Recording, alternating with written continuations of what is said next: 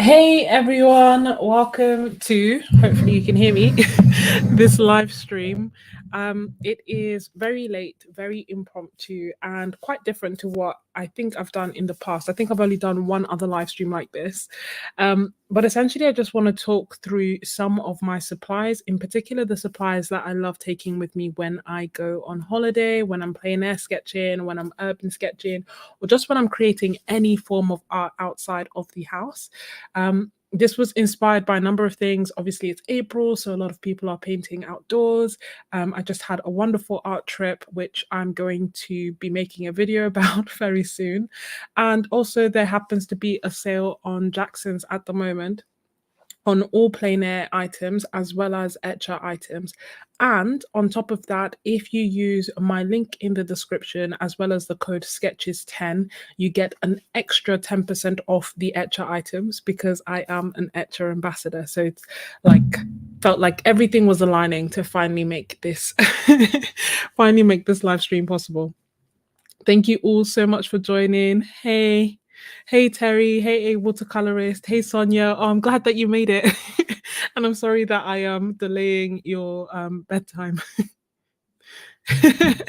Thank you for the gentle reminder, a watercolorist. If you are enjoying this video, or rather, if you think you're going to enjoy this video and you want to see more like it, then please hit the like button ahead of time. But yeah, let's get started.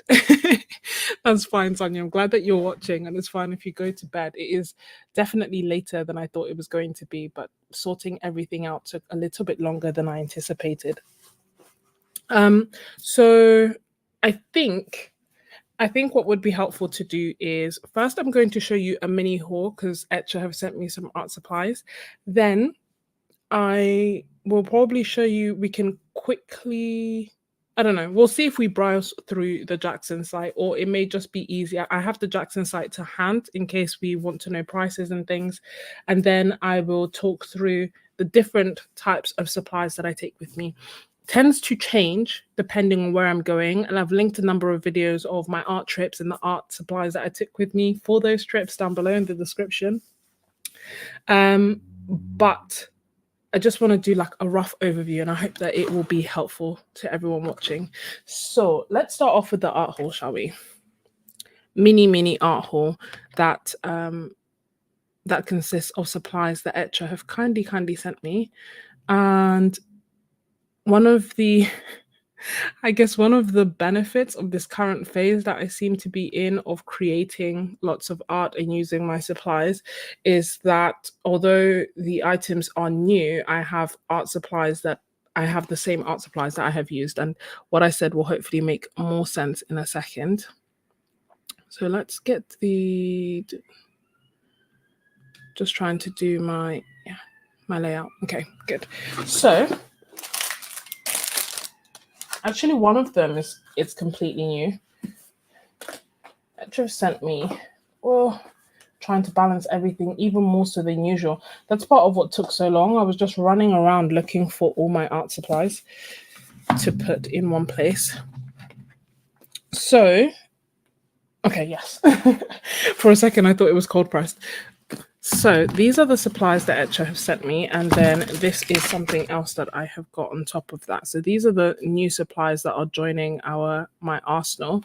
The first one that I want to touch on is this, and these are the 100 postcards. So they are the same Etchr watercolor paper that's in their everyday sketchbook.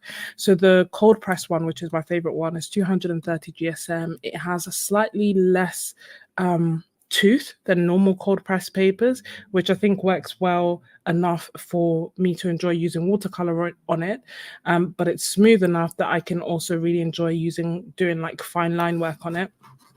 And this comes with 100 postcards, and it's funny because I'm always so attracted by this box, which I know makes no sense, but I love what I love. And I have another one. So this is the new one that they've sent me, but I have made my way through them rather quickly so I can show you what they look like. This is the same thing. So they're plain on the front. They have the postcard thing on the back, which is cute. The reason that like this box is also empty is that I tend to like sending them to whether it be to Ko-fi members or to family and friends, and I just tend to put them in an envelope with a plastic sleeve, so actually protect them and then send them off. So these are some of the ones that I have done in the past, but if you've seen a few of my live streams, you will probably see that I've used them quite a lot. The other way that I use them as well, if I'm going on little art trips, is sometimes I'll take a few and I will keep them inside the back of my sketchbook. So that way, if, you know, sometimes I want to create art, but I don't want to commit it to a sketchbook. Like I just want to do something fun and play around. This is kind of the best way that I've found to be able to do that. Or sometimes what I will also do,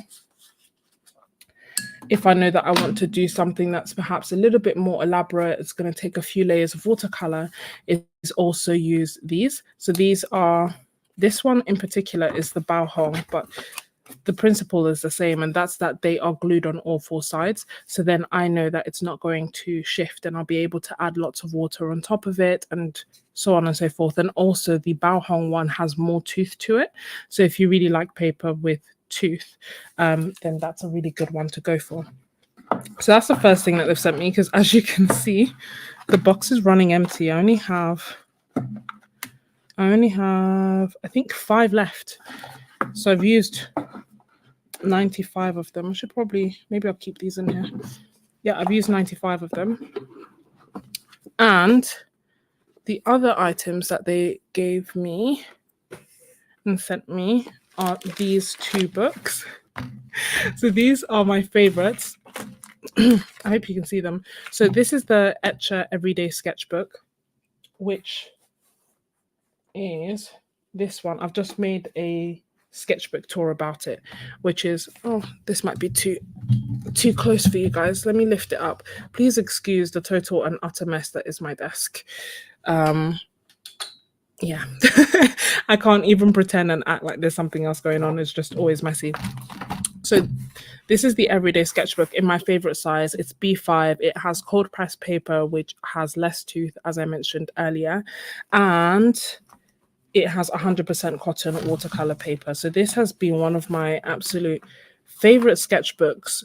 It's kind of like got a really good balance for me in terms of the fact that I can, let me show you, for example, not often, but sometimes. Where is it? Is it not here? It's definitely in here. I will find it in a second.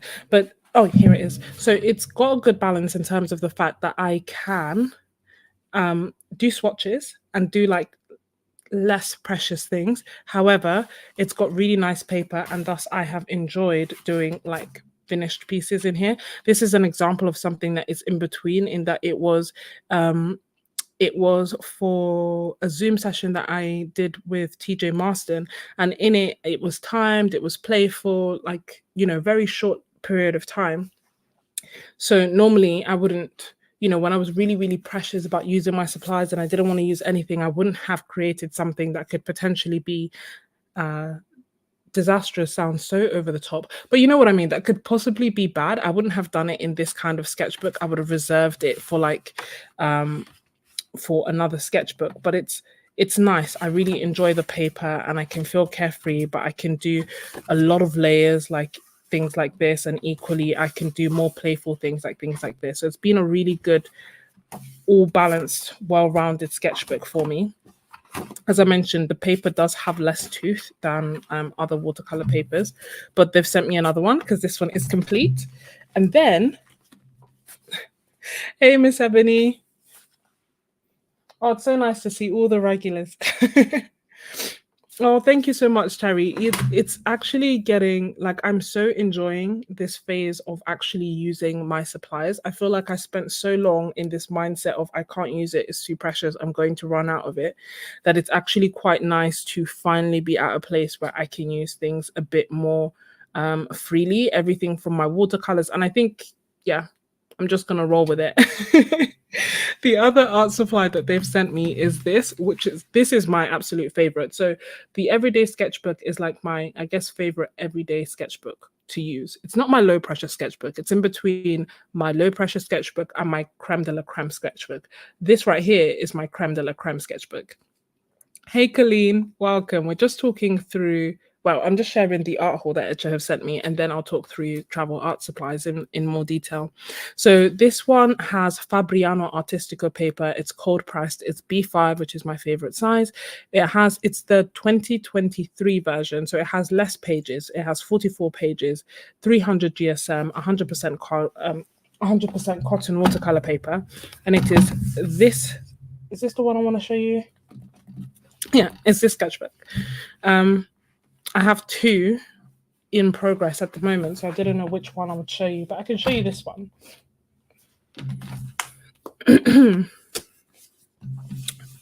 So as you can see, this is the 2021 version.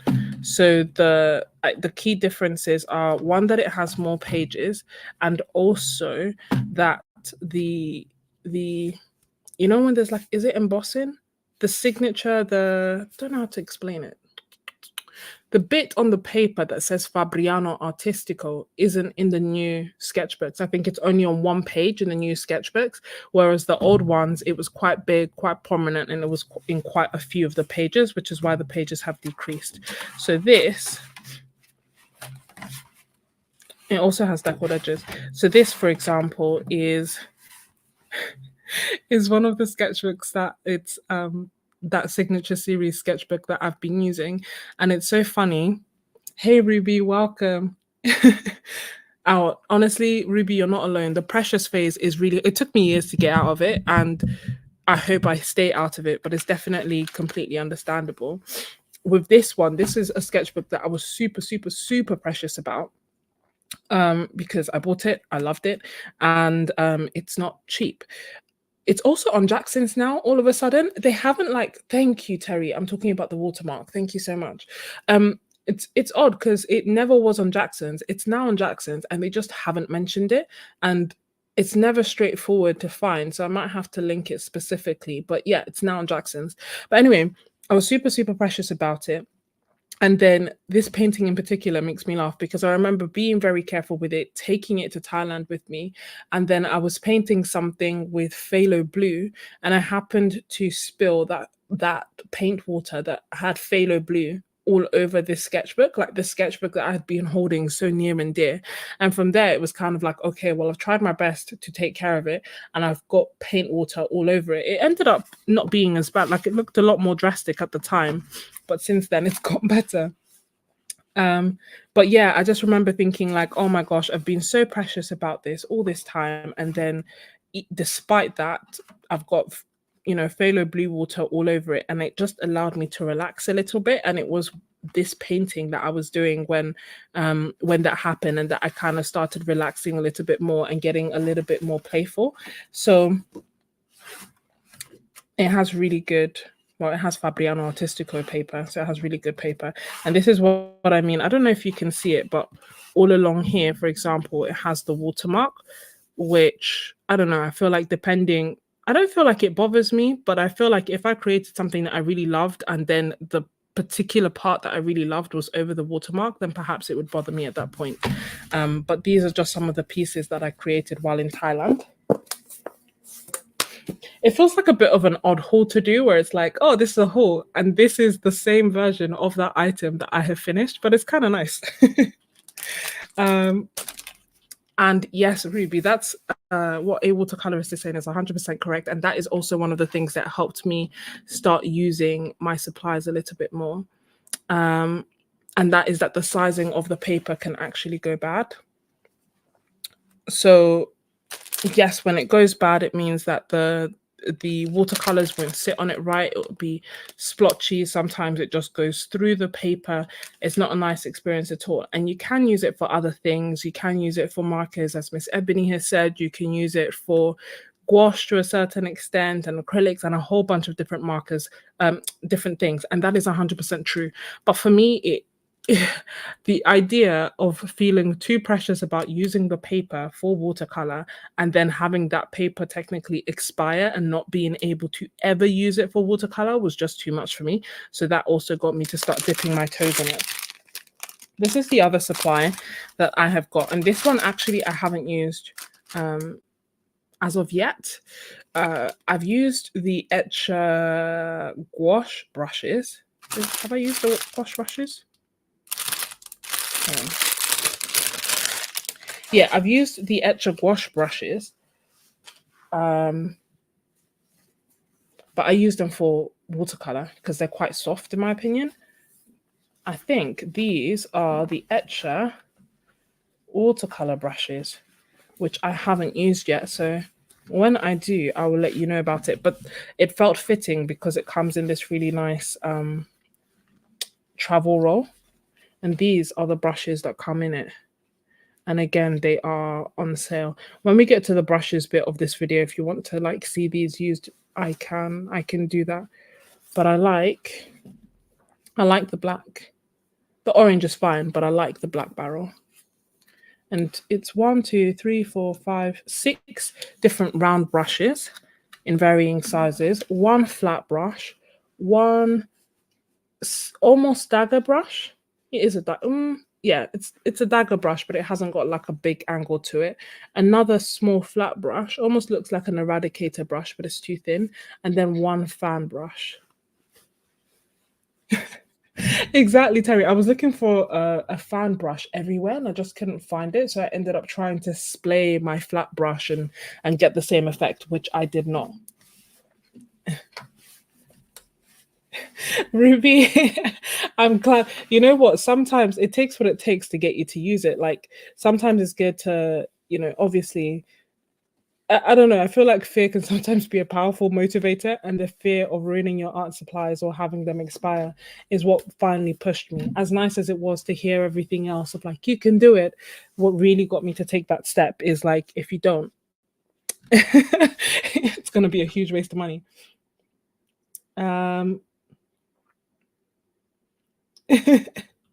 Yeah, I completely agree, Terry, because honestly, I don't think I would have created as many, the other pieces that I created in this signature series sketchbook.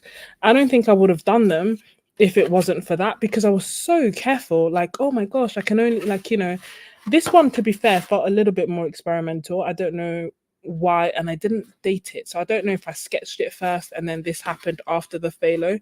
But this is, I think, the only thing that I had created before the phthalo blue incident. And then after that, I did this because I was trying. It's so funny because it's only when trying to think about, like, it's only in saying this now that I remember that I did this because I could see a beautiful sunset. Obviously, there was the ocean there as well. And I still really struggle with doing the sunsets. So what I was doing instead is picking out and swatching some of the colors that I could see. And it's so funny because I obviously didn't do a painting, but just looking at the swatches reminds me of that beautiful sunset. So yeah, after that, I was like, okay, well, we'll have fun. And I really love these two paintings here that I did as a result. And they're kind of like playful nature that was as a result of like, it's just as a result of the phthalo baptism, as you say. And then the other thing that I kind of do with sketchbooks, which you can't see, but I can smell, is that I think it happened by accident the first time, but basically I either spray on a piece of paper and then keep in the sketchbook, or sometimes directly spray on like the back page of the sketchbook, a perfume or a perfume that I'm either wearing at the time that I really love, or from duty free, just something that will then remind me of the trip. And then it means that every time that I open the sketchbook, I can smell that smell again. And I don't know, it just makes the whole sketchbook a really nice experience. So I think that's pretty, oh no, yeah, that's pretty much it. The items that Etchr have kindly sent me. And then this is what I've bought for myself, because sad times, when I went on this last trip, I bought this separately. It's I'll link it down below. It's a converter.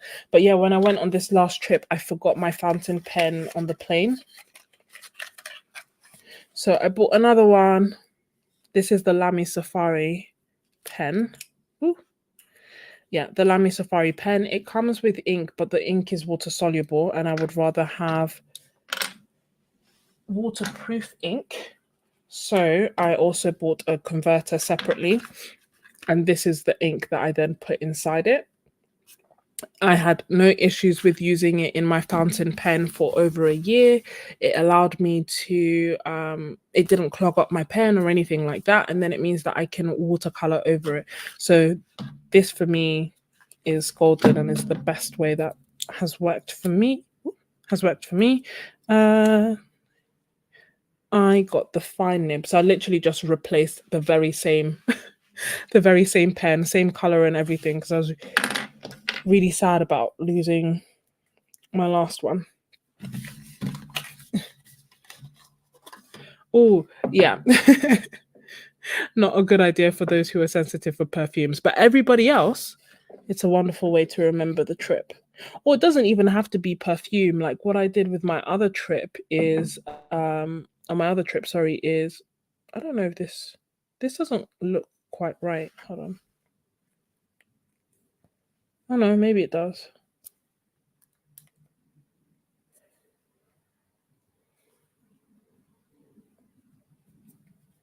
And we'll see how it goes. The other thing that I did on my last trip was I picked some flowers. One of the tour guides gave us like lavender, and I put those lavender flowers inside the sketchbook instead, like in the back. So now when I open that sketchbook, it has a wonderful scent of lavender to it.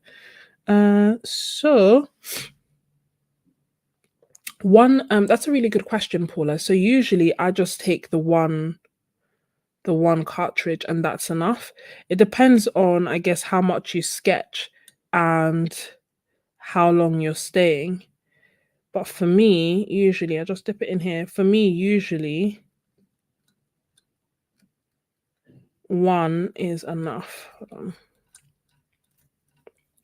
Trying to get as much ink as possible. I'm always so messy with this, and sometimes I just use there we go. You see? Then it's all there, but then it goes all the way to the top. So I think in theory, I could just use the converter and I don't need to have it in the pen. Sometimes I do that as well. But other times, most times, to be fair, I just dip the pen straight in. I'm just going to wipe off the excess.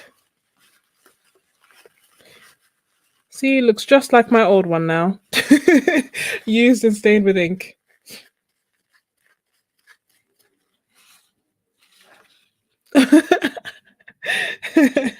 Living life on the edge. Honestly, my desk is such a mess, but this that you're seeing is actually a chopping board, just to try and save some of the mess that I was making. That's another very good point, Shannon. It depends on the size of the cartridge. It depends on the width of the nib. So if it's very thick, then you'll use up more ink.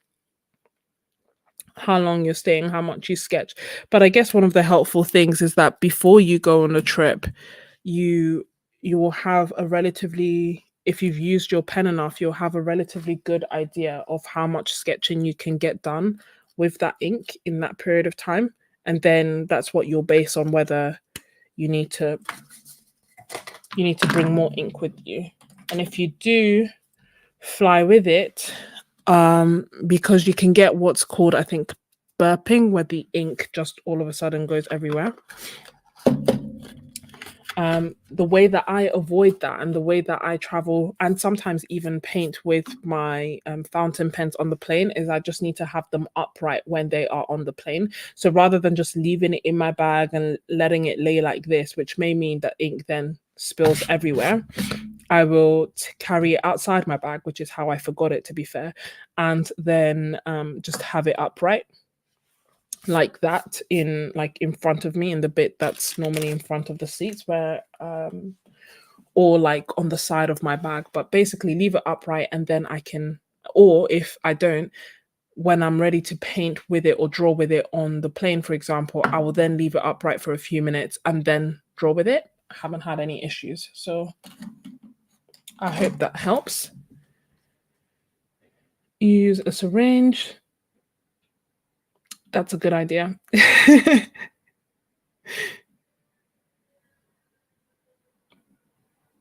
And okay, so that is the new art supplies slash art hauls. Does anyone have any questions about art supplies in general? If not, I'm happy to talk through some of my go-to art supplies and art hacks for traveling. Um, but also, if you specifically have any questions on the items that are on sale, so if you're contemplating getting something or not getting something, then feel free to also let me know in the comments.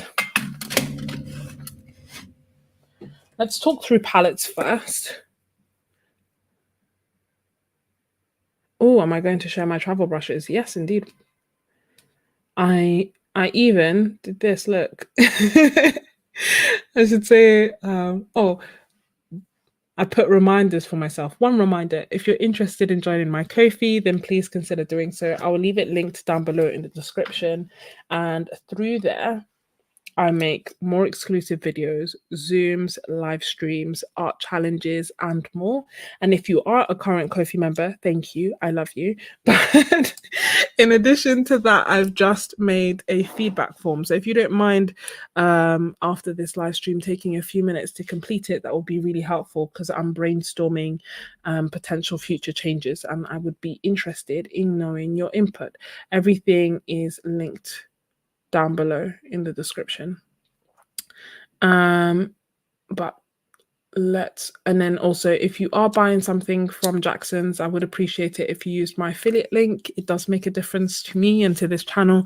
And as a special thank you, I've got a special discount code, which is Sketches10. And with that, you will get an extra 10% off the Etchr items. So not only do you get the current sale price, but you get an extra 10% off on top of that. So if you were thinking about getting the Slate Mini or Sketchbook or anything like that, it's a really good time. And I think the postcards the postcards are £25 at the moment instead of £32. And then with the extra 10%, it would come down to £22-ish. So you get £10 off. Let's talk about palettes. Oh, I can see comments. Let me see. Oh, thank you. Yes. Oh, welcome, Dana. It's felt so long. Yes, and Jenren, welcome. And Alexander. Do I travel with Gouache? I do indeed. Okay, so let me answer the questions first. So, am I going to share my favorite travel brushes? I will do in a little while. Do you travel with Caddy watercolor paper? Do you paint with Caddy watercolor paper? I paint with Caddy watercolor paper. In fact, I love where have I put it? Here. I love the Caddy Fat Book. And how much have I used? I have used, this is from our Ko-fi session, doing a master study of Sargent. So I have used this much of the sketchbook and I have this much left. So I really do enjoy the Caddy Fat Book. However, it is way too chunky. Can you see? It's way too chunky for me to take on most travel trips. I think I would need to be somewhere at least 2 weeks or a week if I were to take this. Like basically not, yeah, around, like I'd need longer basically. Otherwise, it's not my go-to sketchbook. It's not the one that I've taken to travel with me at all. But if you're asking, do you have specific questions about the Caddy Fat Book or the Caddy watercolor paper, Alexander? They do have a number of different papers. So this Caddy Fat Book has 100 GSM paper. If you guys remember, correct me if I'm wrong. I don't know if it's like 100 or 120 or 150 GSM paper. Then they also have 300 GSM paper. And they do loose sheets as well as sketchbooks. So I've used all of them basically, but I like the Fat Book because you get so many pages, but it is a very like rough play around sketchbook, not somewhere that I tend to do finished final pieces.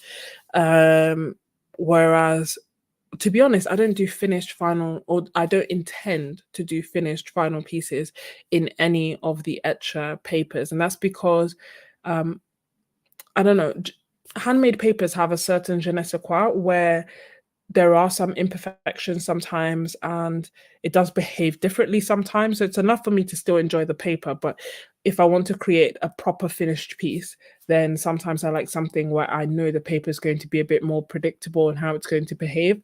And for that, I tend to turn to either the Etchr papers, Bao Fabriano, Saunders, those kind of papers.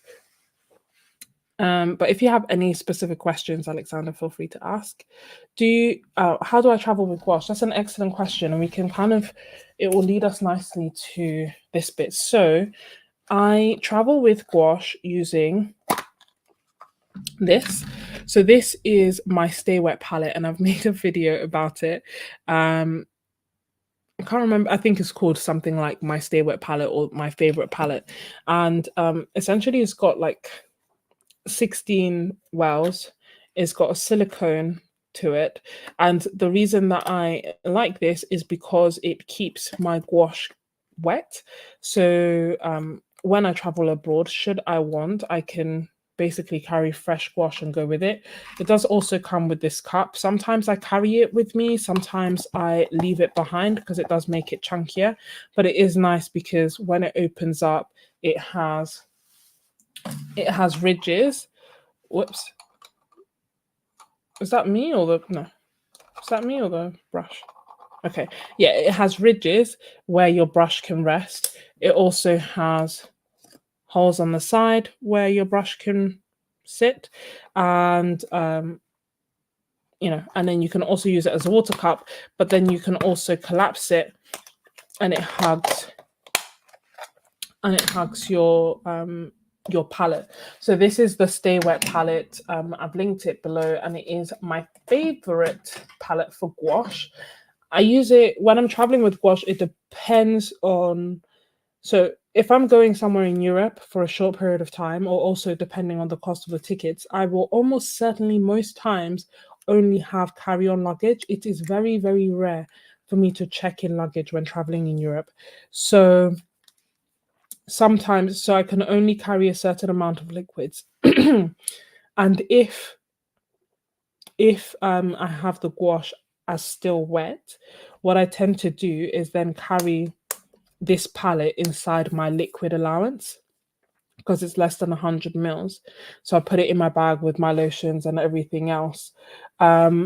If, however, I don't have enough liquid allowance, one of the other things that I can and sometimes do is this, and that is let it completely dry out, or almost completely dry out. And then when I'm on the other side, when I actually get to where I've traveled to, where I'm flying to, I then add water to it, leave it for a few hours, mix it, reactivate it, and I'm good to go. I have gouache again. I don't usually let it dry out completely like this. Like this is totally rock hard.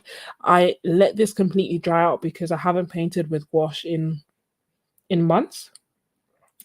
Every so often I go through phases where I either want to create with gouache all the time or want to create with watercolor all the time.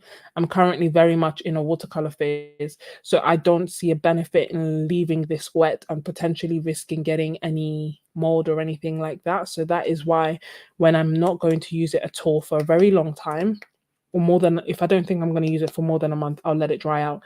And if I am traveling and I won't have enough liquid allowance, I will let it dry out to a certain extent.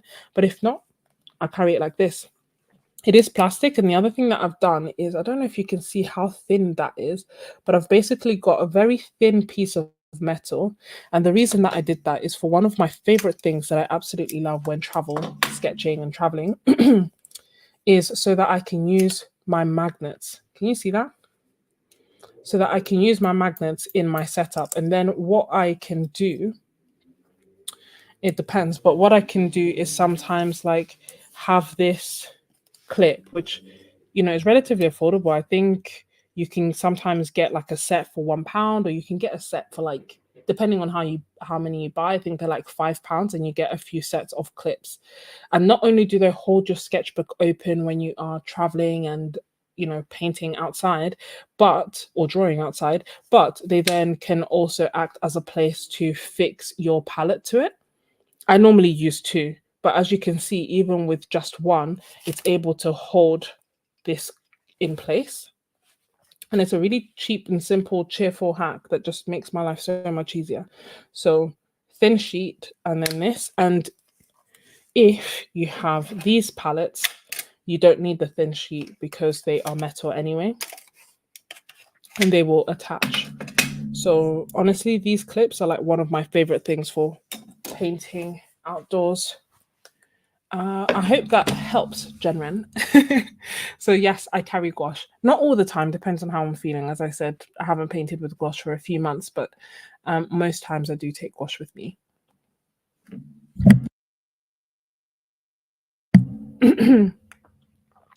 Thank you. Please hit the like button.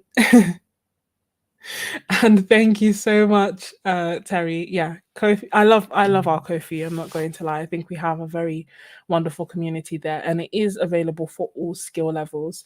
Um, so yeah, definitely consider. Anyone have any suggestions for the next most affordable watercolor paper after Caddy? Caddy is good, but I feel like it has less surface sizing than others. Um, I think it depends on on what you're looking for, Dana, in terms of um, for me, price wise, the next step up would be Bao Hong paper. Not to say that Bao Hong, I think Bao Hong is better than Caddy, like better quality, more predictable, better sizing. But for me, that's where I jump. I go from Caddy to Bao Hong. I don't really know 100% cotton paper wise what sits in between. I've tried Art Indigo, but I prefer Caddy to Art Indigo paper. And it's also worth noting that Caddy is like handmade paper, completely kind of feels very much different to the other papers. But I don't know if anyone has any other suggestions, any papers that they would consider as the next most affordable. The alternative is also buying sheets. Like it's so much cheaper to just buy big sheets of paper. And by big, I mean they call it like imperial full size. I think it's something like 58 by 78 centimeters. Buying those and then cutting them down will always be the cheapest option, but obviously it's work. It's not as convenient as just getting a pad. Mm,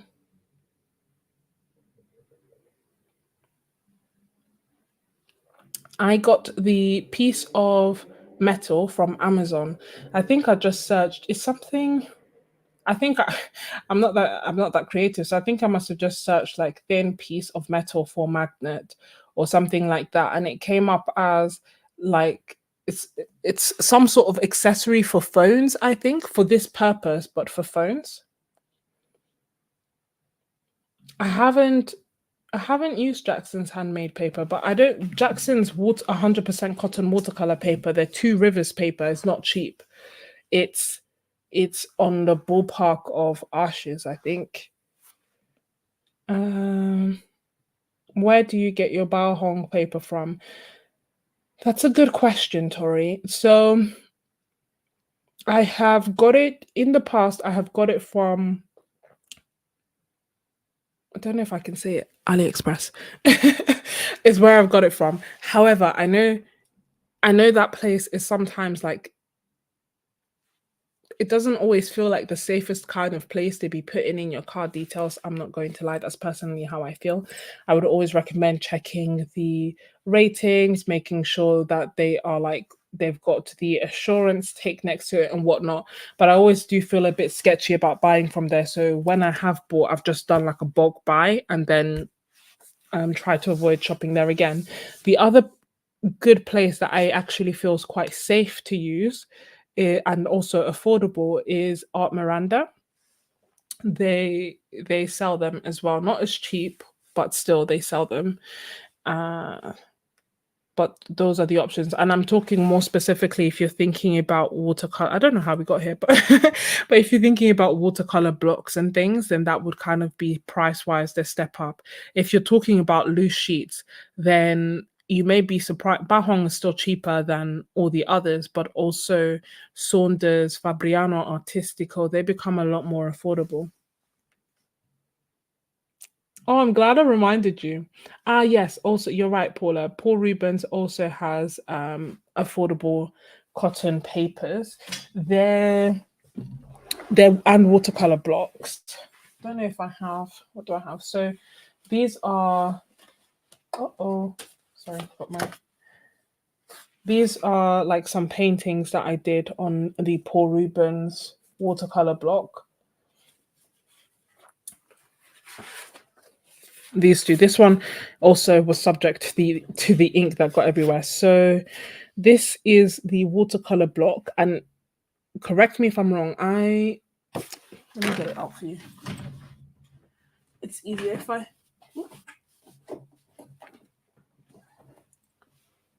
just get it out. Okay, so this is the block that normally comes in pink or black. This is called a hot pressed, sorry. So it's very, very smooth. And this is what I used to create this piece as well.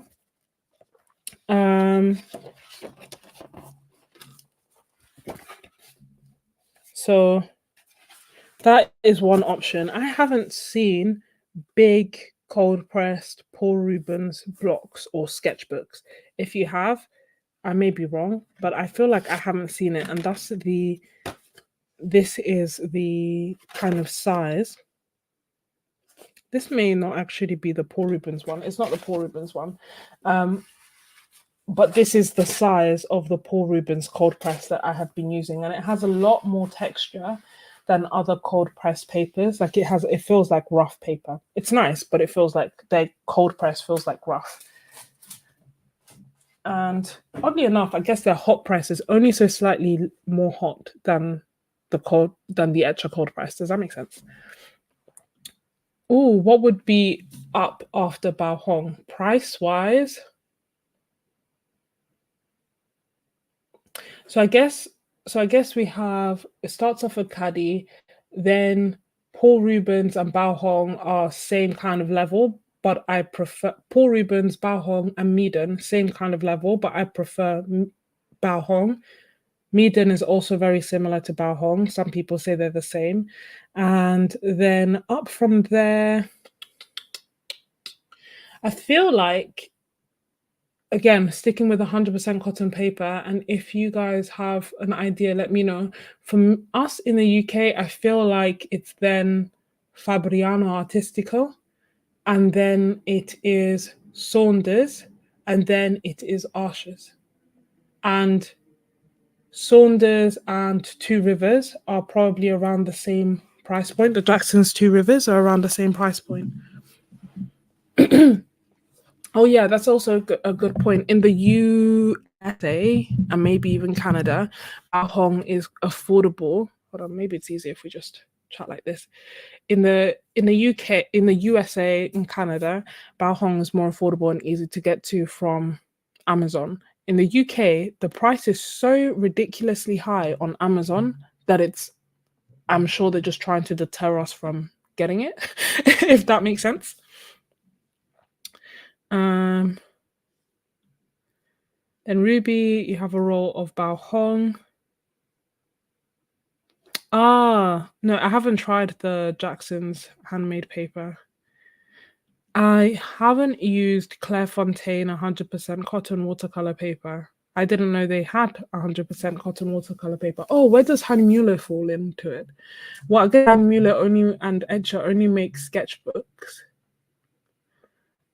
My understanding, correct me if I'm wrong, is most people tend to prefer the Etchr sketchbooks, the Etchr 100% cotton sketchbooks to the Hahnemühle 100% cotton sketchbooks. They're a similar price point though, and then that's with the everyday sketchbook, and then obviously with the signature series sketchbook that has Fabriano Artistico paper.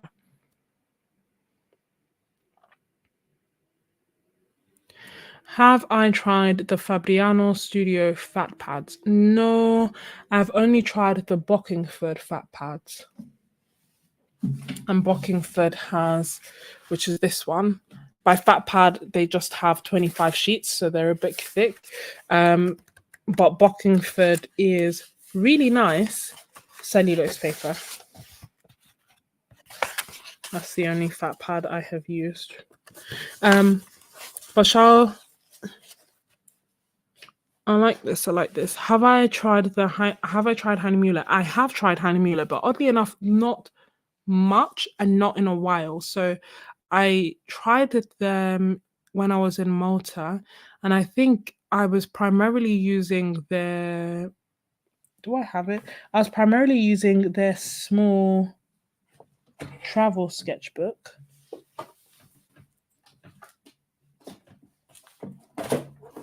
Yeah, here it is. I was primarily using their small travel sketchbook, which has cellulose paper.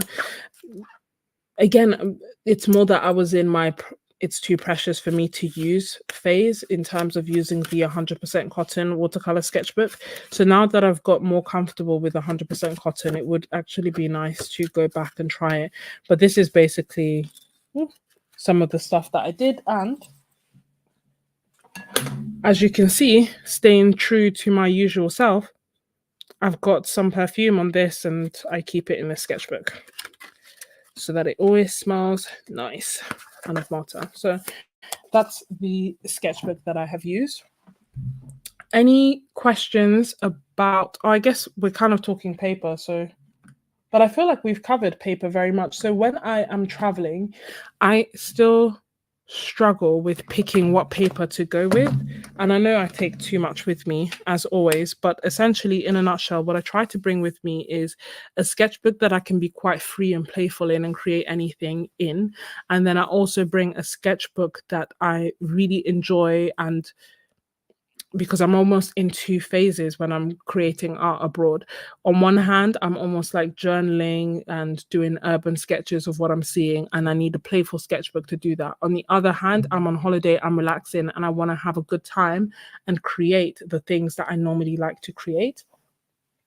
So for my last trip, for example, and for quite a few trips, I always have like a low pressure sketchbook. And for this trip, it was a Strathmore mixed media sketchbook.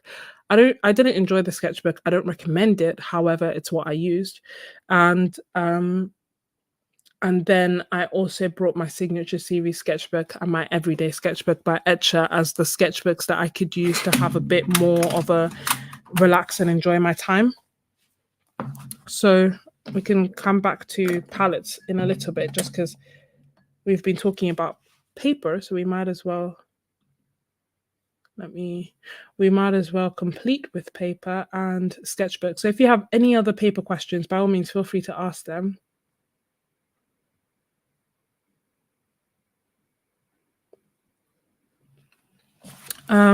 So this is what I used last time, a nice low pressure sketchbook to create my art in, and I will probably do a video about this, but this, for example, is a painting from there using watercolor, painting sketches. So this is like a little bit more playful. I also have like swatches. Another thing that I like to do is like a swatch page, but I did it in two ways. So here I actually drew out painted out rather, my travel palette. With the actual colors that I have. And then here on this side, I again kind of started on one edge and then worked my way around and swatched out all the colors and then wrote on top of them with a white pen so that I knew all the colors that I took with me on this trip. And then the other sketchbooks are the ones that I showed you earlier at the beginning, and that's the Etchr,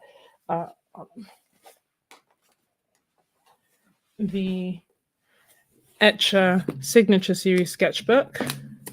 I took another one with me. But I don't know where I've put it. It must be in my bag. So I took the other one with me, where I'm just doing florals. Like I literally just got my favorite sketchbook and told myself I can create my favorite medium and absolutely no pressure, and I can create the same flowers 30 times should I please. So I carried that with me because I love painting flowers, obviously. And then the other one that I took with me was the everyday sketchbook in A5 size. Where did I put it? Ooh, hold on, everything's starting to fall. It feels like I'm playing Jenga here. Yeah, the other one. I didn't bring this one. This one was complete, but I bought the other ones. And as I say, the video about my holiday is coming up soon, and then you will be able to see that and more. So these 3 sketchbooks are the ones that I took with me. But I think realistically, I could have taken like 2 sketchbooks and that would have been fine. Like, I'm slowly working on consolidating my sketchbooks and not feeling that I need to have 1 sketchbook for this, 1 sketchbook for that, 1 sketchbook for absolutely everything else. Thank you for sharing, Alexander. That's a very good hack. And in addition, I haven't used the Arches 90 GSM paper, but what I have used is Saunders. They also have that. They have 300 GSM and 190 GSM, not 90. So they have 190 GSM for a lot cheaper. So that's quite nice. Tori, I used, let me just check, double check. Yeah. I used the Posca pen. I am still on this journey and this quest to find a really opaque, nicely flowing, thin white pen, and I haven't found it as of yet. I've tried the Jelly Roll pen. I have tried the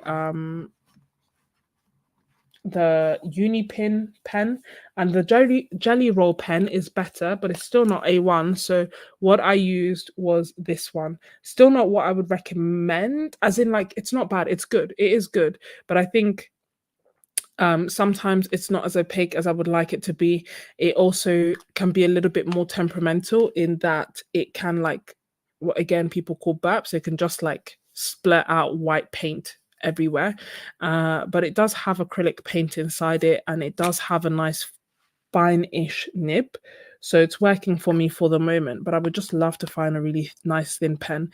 It's the, will it focus, 0.7 millimeter, the PC1M pen. That's what I use.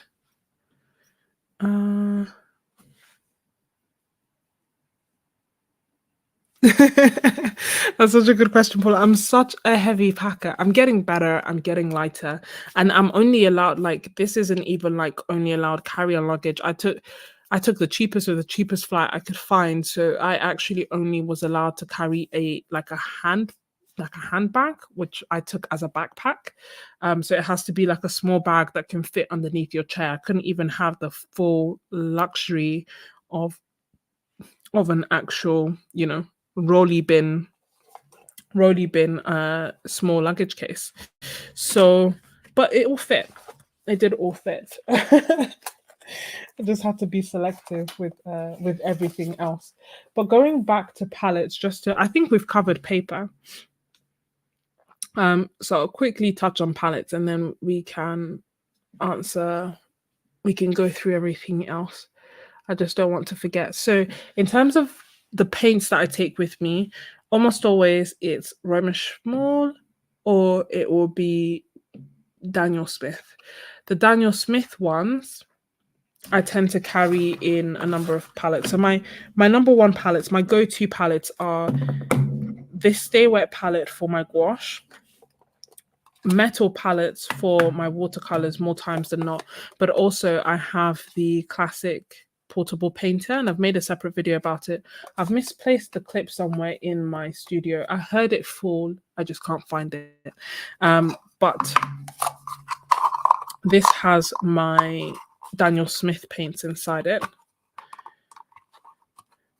So I've made, like, one of my videos talks about how to pick a travel palette, and I go into things in a lot more depth in there, just talking about whether you want one that's empty or full, and what to do, and how to pick one, what to do about it, etc. But these are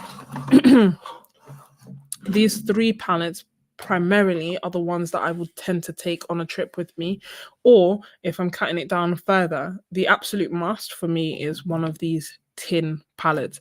It goes with my, as in like one of these, whether it be this one or whether it be one of the other ones that I have that I've filled with whatever paints I want at that period of time.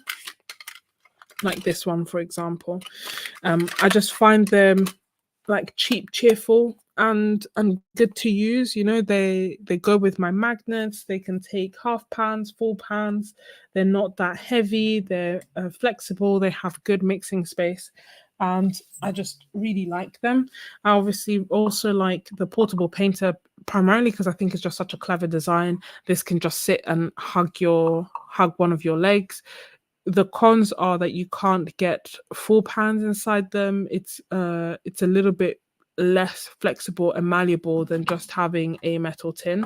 And obviously you also can't use magnets on them unless you get this thin sheet and then put it there, and then, you know, instead of having the legs to it, you just you just carry it around like this. And I think these are, yeah, they are the main palettes that I tend to use. The other palette that I have here as well is the Etchr mini ceramic palette. Clever palette, but not the best for traveling, I think.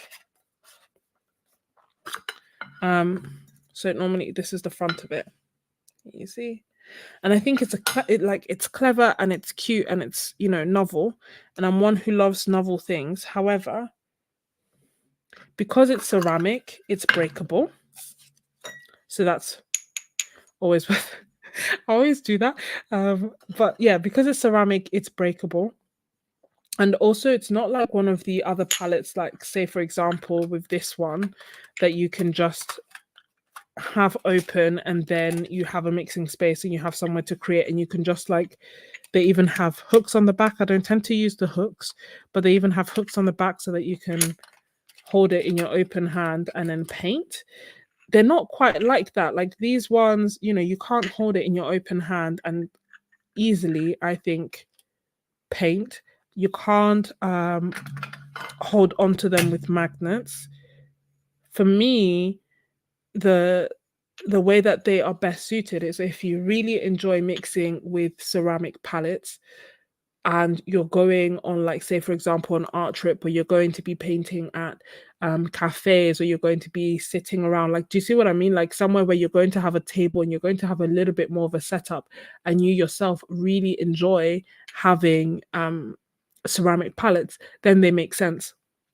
So basically, if you're an urban sketcher or a traveler who really loves ceramic palettes, then fair enough. You do get to carry 18, no, I think 19 colors. I just left the middle empty. So that in itself is good because you get to carry a lot of colors. Obviously, it has to be like tubes that you pour out into these pans.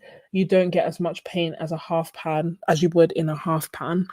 And don't overfill them. I learned that the hard way when I got these. I just filled them right all the way up to the top. And then I went to Thailand, which was humid, and it just like smeared everywhere. It's recovered. It looks nice. They're very cute. You have the mixing space as well. But that would be my honest opinion on traveling with them. I think if you're literally planning on going and traveling on the go and you have limited space,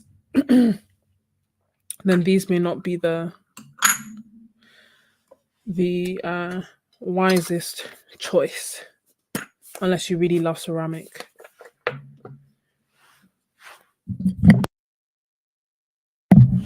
No, I haven't tried the Art Toolkit palettes yet.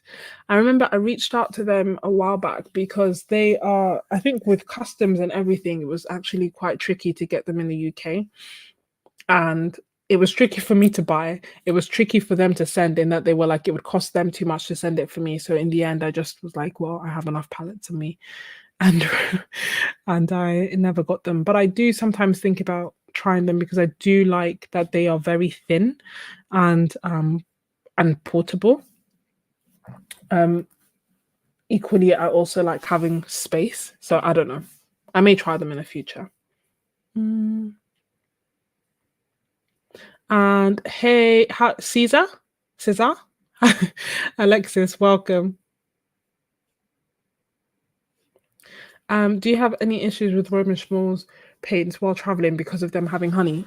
No, I haven't had any issues with them at all. Not running, not anything. And I took them to Thailand, which was really, humid, really humid, and and they were completely fine.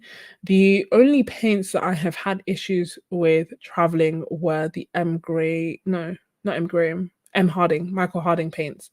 They and that wasn't even with traveling. That was that I had forgotten them on the side for like an afternoon, and then when I came back, one of the paints had just run all the way down through the others, and that obviously let me know that there will never be a paint that I will be able to take with me to travel. But Daniel Smith were fine. They, like I said, they got a bit humid. Hold on, I need to put this in between. I don't want to hear that noise all the time.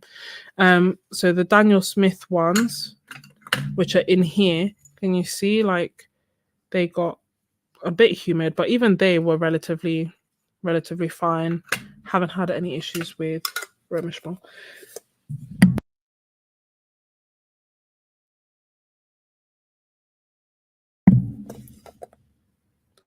I did not know that Art Miranda also had toolkit, but that's really helpful to know. Thank you. I wonder if I should try them or if or if you would agree that I have enough. And we'll see. But I think that's pretty much it in terms of palette. I go through it in way more detail in the video that I mentioned that I have linked in the description. So if you are curious about other types of palettes, brass palettes, for example, oh, that smells so nice. Then check out that video. Hey, Christine. And so we've talked about paper, we've talked about palettes. You know that there's a sale going on and that you can get an extra 10% off by using my code Sketches10. I have tried My Merry Blue watercolors. In fact, I made a video about them like 2-3 weeks ago. And when I got them, an art haul video, but I haven't tried traveling with them. Oh, you've had issues with honey-based watercolors attracting bees. That's really interesting, and I guess that would make sense. I laughing at a watercolorist. I thankfully haven't had any issues. That being said, I'm trying to think. I didn't go anywhere where I would be surrounded by bees or insects or anything in particular. Like I said, Thailand was where I took them and I didn't have issues. Took them to Mexico, had no issues, but I am naturally averse to bugs, you know. Like, as in like I try to avoid them at all costs possible. So that may have also played a part in it. Do you take white designer white gouache with me? Yeah, so this set has titanium white, as in here. Most of my gouache palettes have titanium white with me inside.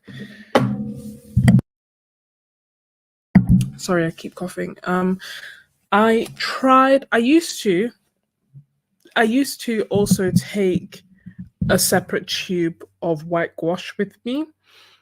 In particular, if I was traveling with watercolor only and I wasn't taking gouache, but I found that I hardly ever / never really used them. So now if I'm carrying gouache, I'm going with gouache and there's white in here. My other gouache palette, which is the same palette but with a different assortment of colors, has 2 whites in here. But otherwise, if I'm just traveling with watercolor, I've stopped bringing the tube with me because I just didn't use it a lot, unless I think I'm going to use it a lot. So if I think I'm going somewhere where there's going to be like oceans, for example, and I think that I'm going to really want to do the like dry brush effects with white gouache to kind of do the sea foam and that kind of thing, then yeah, I might bring it. But before I was bringing it routinely, whereas now I put a little bit more thought as to whether I'm going to use it. I don't tend to like adding white to my watercolor to make it more opaque. I know some people do that and they say that it then feels like you also have gouache. In my personal experience, that was not pleasant. Like, I would just rather use gouache over trying to use white gouache and add it to watercolor to make gouache like watercolor. And I actually did a post on Kofi a while back, almost like a year ago, maybe a bit longer, where I shared the results of doing that and highlighted why it's just not the same. So if you use zinc white, you have slightly better results because zinc white is less powerful, is a less powerful white than titanium white. So then you have better results on mixing it with watercolor and not turning everything pastel and using too much water. If you use titanium white, it is, for me personally, an absolute nightmare to do. Like, try and use pan watercolor with white titanium and mix them together to try and create gouache. It just wasn't worth the pigment loss. So in answer to your question, I sometimes do, but I'm leaning away from that.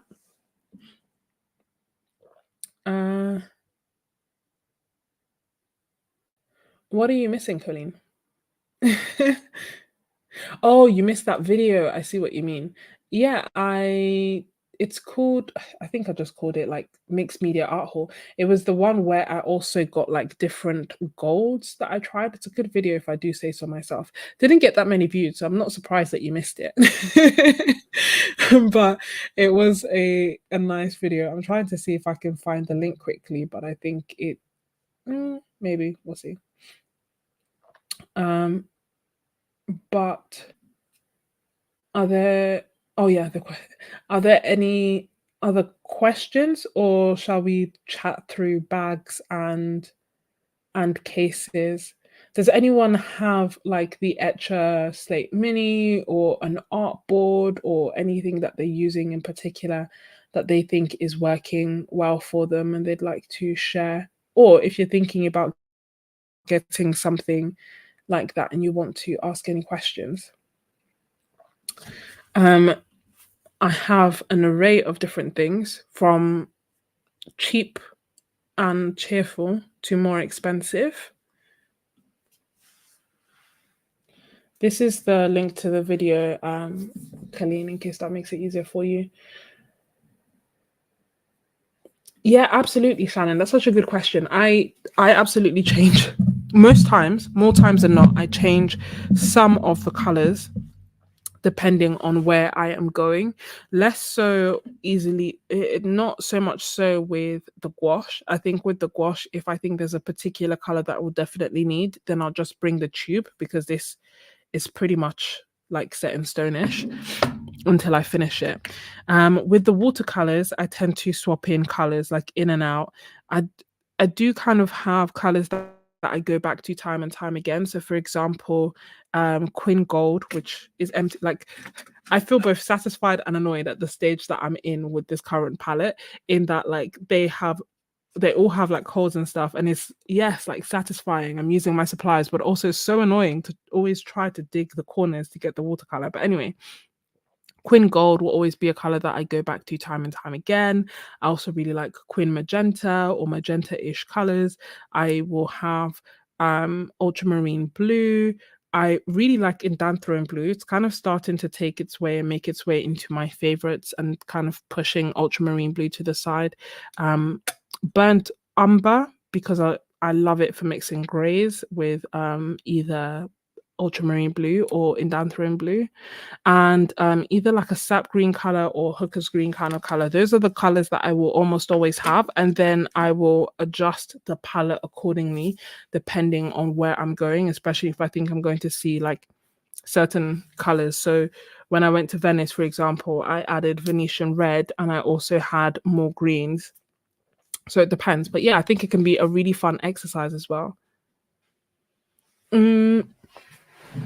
Oh, Christine, great question. Do I use a chair and do I carry an easel? So I don't use a chair. It's funny because when I went to an art store, I saw like a backpack that also doubles as a chair, and I was thinking about how good an idea it is and whether I should get one. I didn't get that one at that time, but I might get one in future. At the moment, what I use is a foam board. So it's a camping foam mat, and I think I've linked it in the description already. So it's just completely flat. It folds up, can fit in your bag, and it's waterproof. It's insulated, and it keeps you clean, warm, or cool, depending on on the weather. And it's just like just a nice and easy way to sit. But it's not obviously as comfortable as sitting on a chair. It then means that I'm sat on the floor. I reserve it for when I am going to be sitting on the floor. So, for example, if more times than not, I'll try to find somewhere comfortable to sit. I am a laissez-faire painter. I want to be comfortable. I want to be at the right temperature. I want to be well fed, well hydrated, all that good stuff. Um, so I will always kind of look out for somewhere to sit. However, sometimes, in Venice and in Italy, for example, they come to mind. Um, there were steps that I would sit on, and that's when I would bring out my camping mat. Um, but a chair would be nice. I just don't. I think a chair would be good for when I'm doing trips in the UK. I don't know if I would be able to like carry it in my handbag only current travel arrangement that I have. Mm.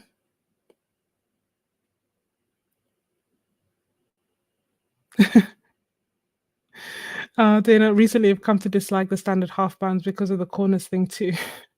Me and you both, honestly, it's like, yay, I'm so happy I'm finishing it. And why is it so much less enjoyable to use? And I don't know how I could use it more evenly because obviously I created divots on all of them. But now the good thing with Roman Schmall is that they are quite soft. So what I tend to do is buy full pans anyway, as you can see with this one, buy full pans, and then I use a palette knife to dig out a half pan and put it in. So what I've been doing with these, for example, which I've done already with the hooker screen, which is this color, is I just top up the color by scooping it out of this. It is Queen Gold my favorite watercolor color? Oh, that's a good question. I love Queen Gold. I use it a lot. I don't know if it's my favorite. I think it might be. I do love Queen Gold. I do really love Queen Gold, so it might be. I don't know. Oh my gosh, I don't know. I've made a video highlighting like this palette and my main favorite watercolors, and also like the top 30 Roman Schmall watercolors.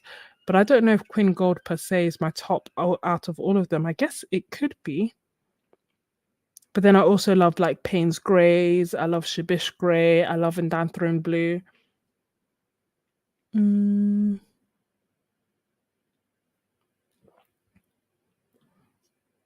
And I see. You want to get those large Magello Holbein palettes with large flat pans. See, they would be nice. For me, I think they'd probably be a bit too large for me to use and carry around all the time. But it would be nice not have to struggle to get in the corners all the time. Hey CD, welcome. It's nice to have you here. uh,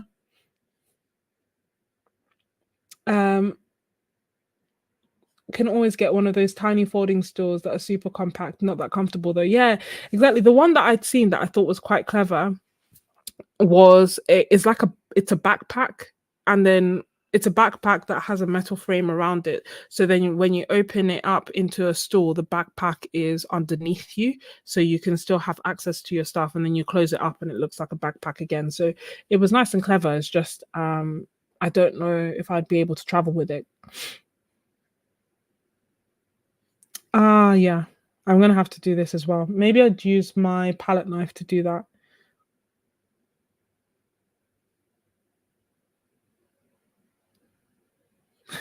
I know the getting up. In which case, yeah, there are stools. I think also, I don't know if I feel like Terry mentioned in the past. Correct me if I'm wrong, Terry, but did you mention like a stool or a chair that you? I feel like you mentioned a stool or a chair that was quite good. and you gave a link that I then followed. I can't remember, but I feel like camping chairs would then be the way to go. Hey, messy desk. But in terms of, I keep getting distracted. I love it though. So if you, by all means, oh, look at my plan for today. Gentle reminder: join my Ko-fi, second point on the list. But in terms of like bags and things, one of the things, and it's so annoying because I don't know where I've put it, but one of the things that I used is was actually a gift to me from one of my Ko-fi members and a subscriber, Marina. And what essentially it was like a foam board. So imagine it's a foam board that is, I haven't got it to hand, but imagine it's a foam board that's this size, A5 size, and it has this bit like this much cut out of it. Lindsay the Frugal Crafter made a video, I think today.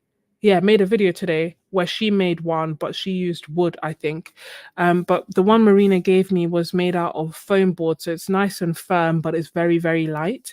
And it's hard, so it can take everything. So then because it's cut out like that, you can just open it up, put it over your sketchbook, and then this area here, you can balance things like your palette, and you can also clip on your water cups and have your pencils and everything else. The only addendum that I made to that is I bought magnet, I love magnets. I bought magnet strips that were 0.5 mil thick, and they're very, very, very strong. And I stuck 2 rows, like 2 lines of that magnet tape along there. And that then meant that maybe I don't want to start looking for it on live stream, but it then meant it's a cheap and cheerful thing that you can make that will then allow you to almost have like a bit of a surface to hold all your art supplies while you are creating art on the go. If you want something that's ready made for you, and also they have, I think, Rolling Art or something like that has it on Etsy as well. Creating Cute Art had made a video about it. If you want something else, the alternative is something like this, which you can see here, which is an art board. This art board is a cheaper version of this up here, which is the Etchr Slate Mini that I have. Has anyone tried these?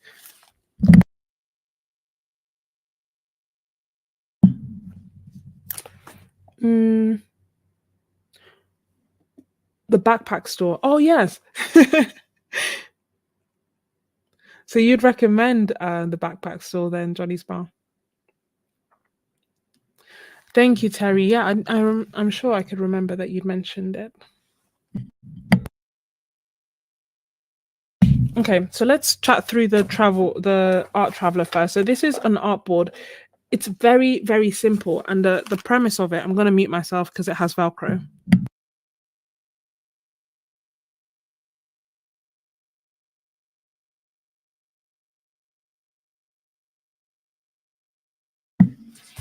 Okay, so it has ignore mine, it's quite messy. Okay, but essentially it has like Velcro straps. Hopefully you can, let me just switch to this one. It has Velcro straps. It has a wooden board on here so that you can just balance your sketchbook on here. It, for me, is too thick to be able to stick my water onto it. So I have to balance the water on top of it. And then on the side, it has slots so that you can put things like your pens and your paintbrushes inside it. I think it was more designed with sketching and drawing in mind over painting, just because there's nowhere for you to put your palette in here. And then the other thing is it has a strap, but the strap isn't long enough to use it in the way that I use the Etchr Slate in terms of like having it hang off you as you walk. It's more a thing of like opening it up and then almost having like a makeshift table that you can use while you're traveling and you're on the go. And when I sorry for the noise. When I bought it, it was £30, which I thought was really reasonable. I don't know how much it is now. I'm kind of curious. Let me see if it will come up, if I can get it up. Art Traveller. So it's 37 by 27 centimeters, and it is currently, should hopefully be on sale. So it's £25 now. It's always so bittersweet, like looking back on sales on things that you've already bought, because you're like, oh yeah, great, it's on sale, I bought it for more. But anyway, I bought it for £30. It's now £25, and it then closes up like that,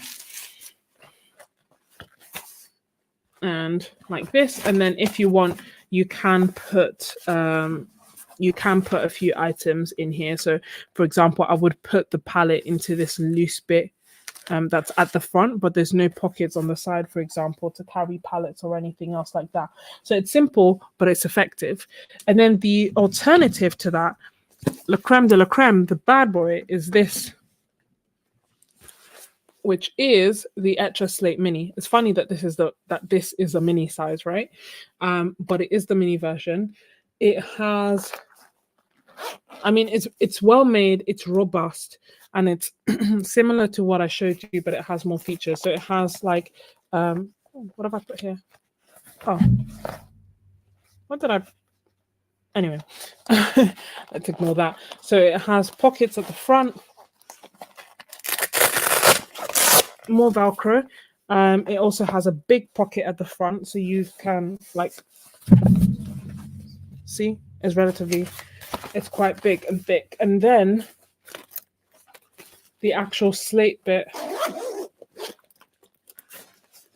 opens up like this. So this bit here is the hard bit where I tend to lean, where you'd put your sketchbook and actually lean on it. It has extra bits. So for example, this bit, I sometimes open up my sketchbook and have it in the middle here. I can show you in a second.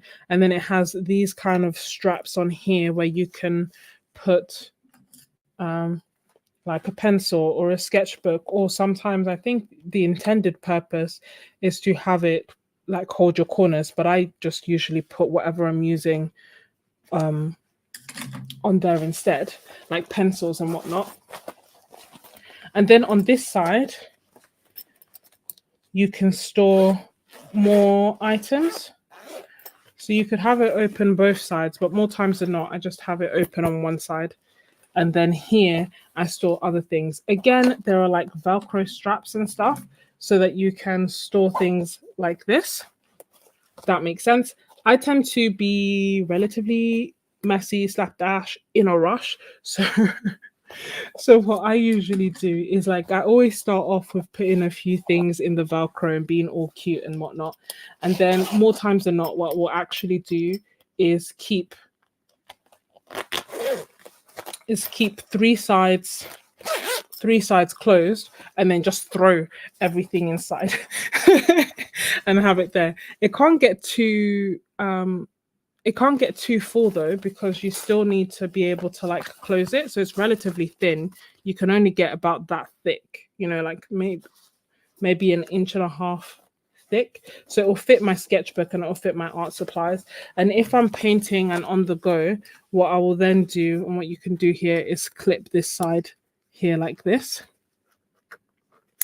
And when I do that, it's important that I close this edge that I've thrown everything into.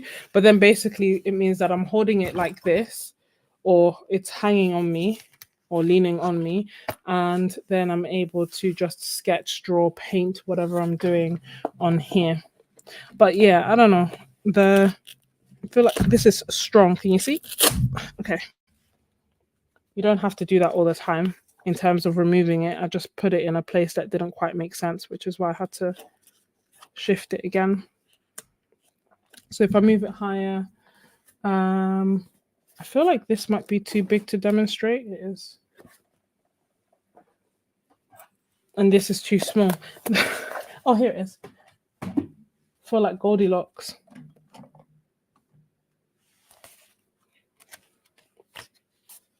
So for example, could then have, if I put it the wrong way, I think I have.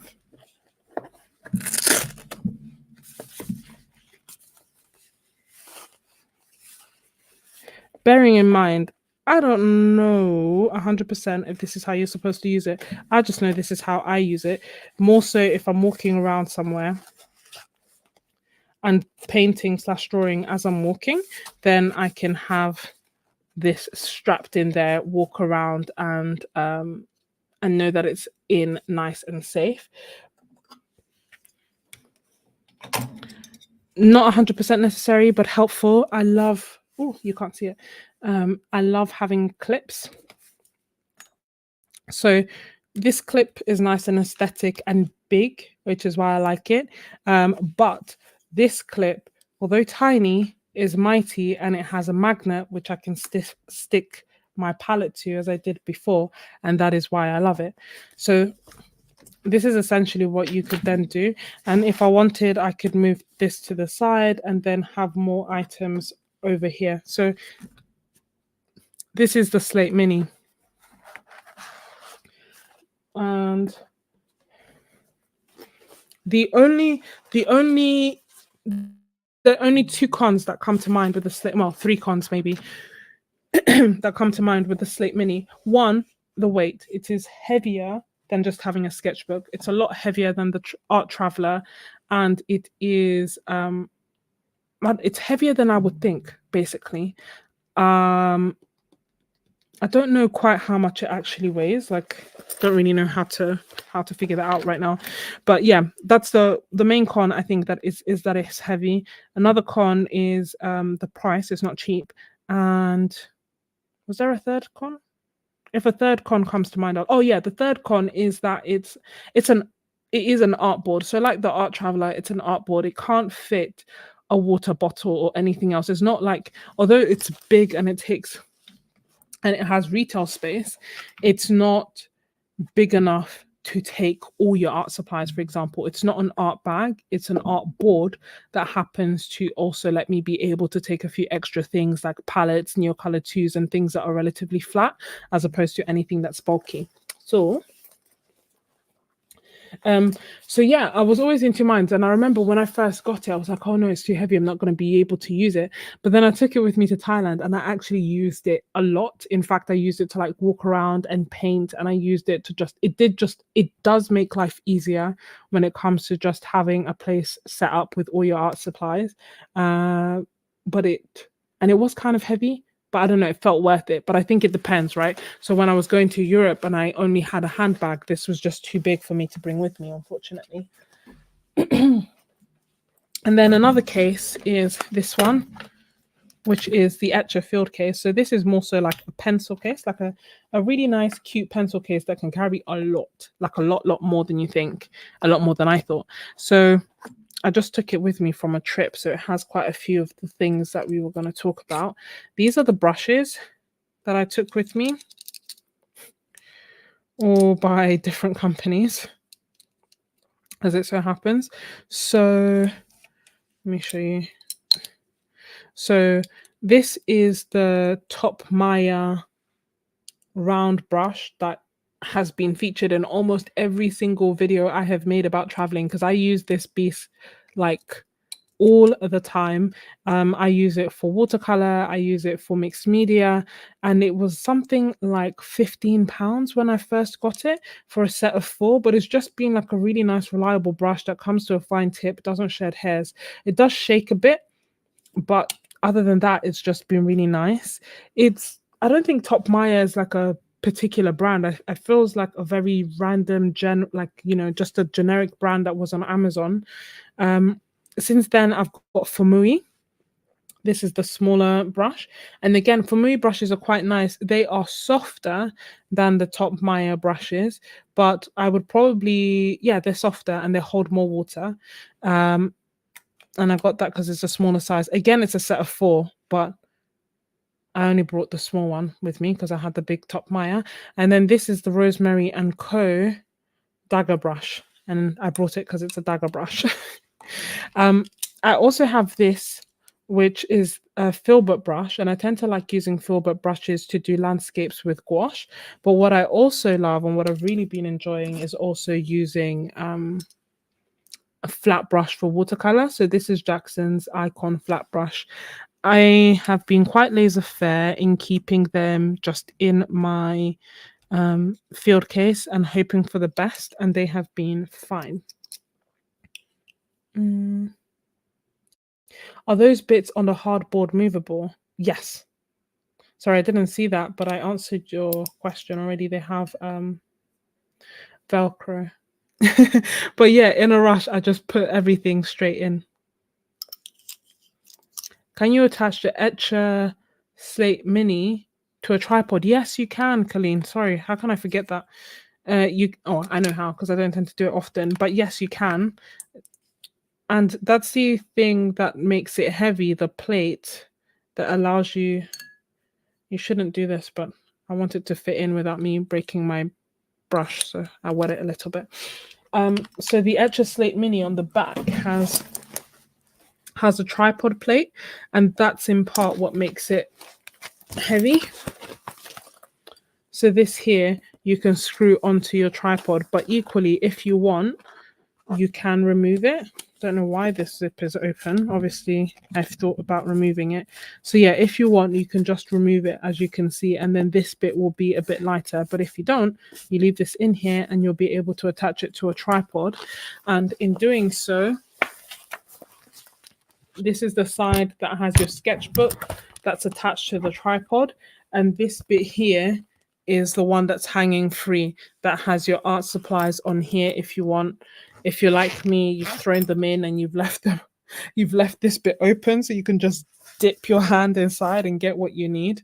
And then you also have art supplies on the back here that you just have to be mindful of to make sure you've closed the zips, which I'm going to do now.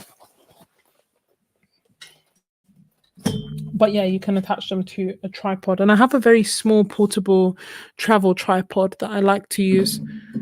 Initially, I bought it to be able to record videos, but equally I can use it for art if and when I want.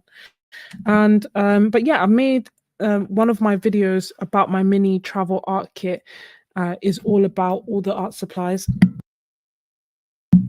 Sorry, it's all about all the art supplies that I'd put inside my field case.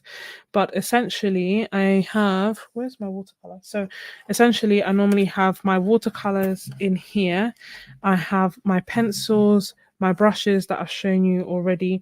The pencils are always an array or an assortment of pencils by Artex, by Luminance, and Polychromos. More so Artex ones because they're cheaper. And I feel less precious about them and less worried about losing them, breaking them, anything like that. So Artex, Luminance, Polychromos. I sometimes, if I'm organized enough, will have like warm colors on one side, cool colors on the other side. I also have my brushes that I've talked about, my Posca white pen, which I've mentioned already.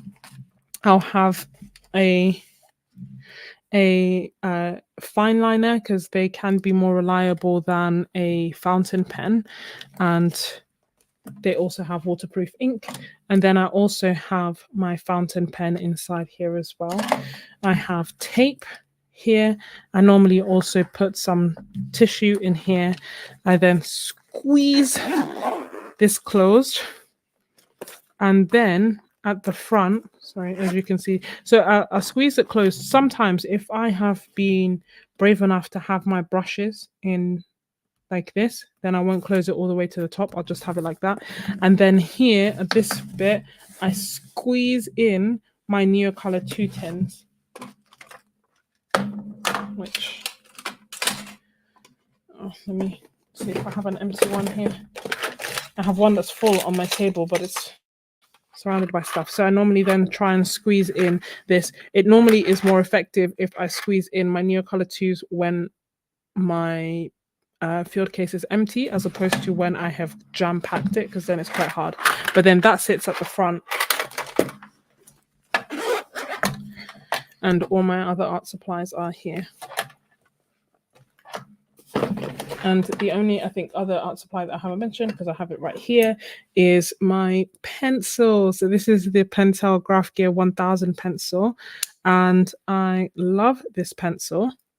Oh, yeah, I love this pencil for sketching. And it will quite often be my go-to and also be in here. Do I use any brands of watercolor pencils? Oddly enough, not really. I tend to bring, these are all just normal coloring pencils that I tend to like using for my mixed media art. So I normally go over the top of watercolor paintings or do like quick pencil sketches and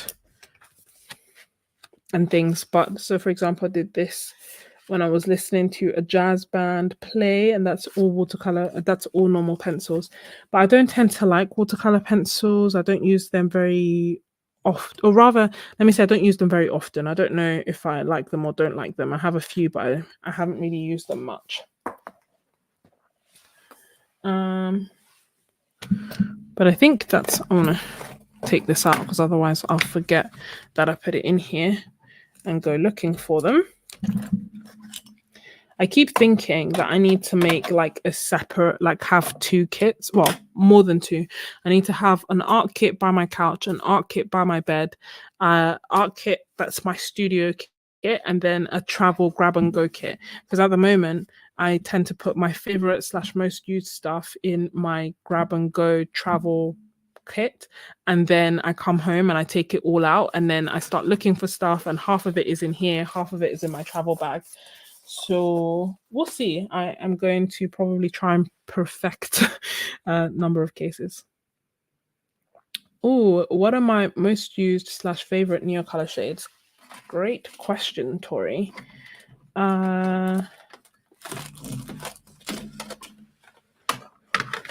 We can have a chat about mixed media supplies that I take with me. So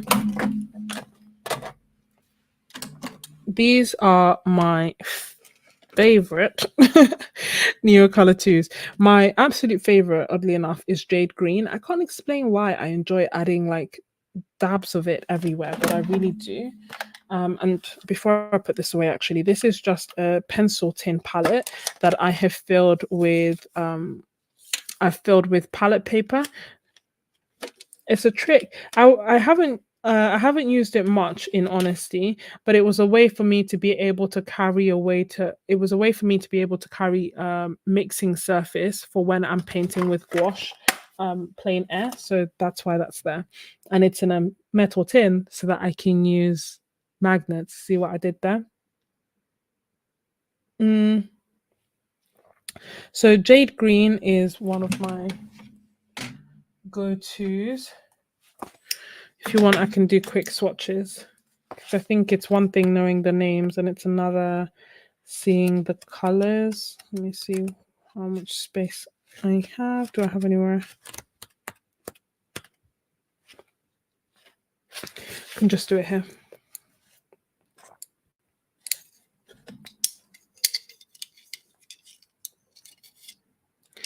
Yeah, you want to make those kits too, but never get around to using them. Me and you both. And Ruby, you want to make a kit of your least favorite surprise so you actually use them up.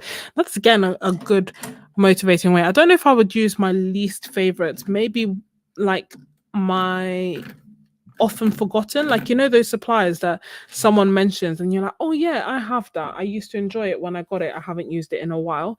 I would like include things there like that, but I feel like a lot of the time I already don't have much energy, don't have much time, and I want to have supplies that literally make me want to grab them and use them straight away, despite having no energy because I'm on the couch or on my bed. But I think it's good to actually motivate yourself to use supplies that you haven't used in a while. So my go-tos are, this is yellow, just a really nice happy color that I enjoy. This is Sahara. I'm not going to swatch all of them because not all of these are my favorite / go-tos, but some are. This is Ochre. I use sometimes, perhaps not as much, but I like that. Then in terms of the pinky ones, this is Purple Violet. I'm going to bring this closer so that you can see.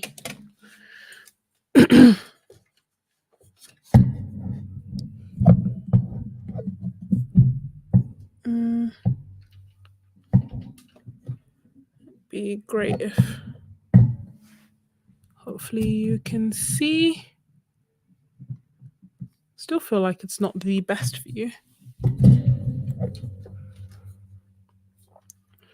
It's just that my tripod is hugging my microphone, you see. So, ooh. Okay, that's as close as I can get. Hopefully I haven't made you dizzy.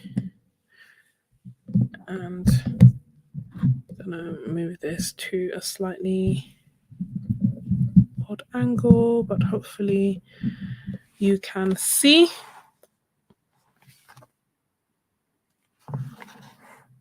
My shadow. Okay, so that's Purple Violet. Then this is Purple, which is pink in reality, but it's called Purple, and it's so I really like the color, but it's one of the few neocolor 2s I have that doesn't seem like, if I show you here, it doesn't seem to actually layer that well on top of anything, in that it layers, but it's not the actual color that I see that comes up here. It's not quite as like pop of color as is usual for neocolor 2s. And then this is pink, whoops, which has got a little bit of blue in it. This is pink. Must have blue from one of my other mixed media pieces that I've been creating. So I also like this one. Is it this one or this one? This one. So this is Violet.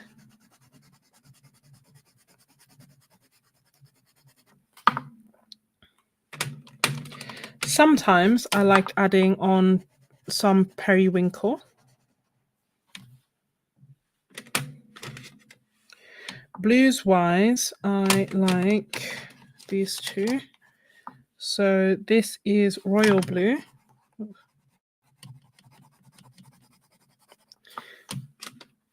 This is Night Blue, and I think I pick them up interchangeably, so I only take one of these with me usually, but I tend to prefer Royal Blue more than Night Blue. Royal Blue is just a little bit brighter. And then let me pick the main colors. White I use as well. Apricot is a relatively new addition, but I like it too. And my favorite is Jade Green. I don't know why. I just really, really like adding bits of Jade Green to a lot of my art.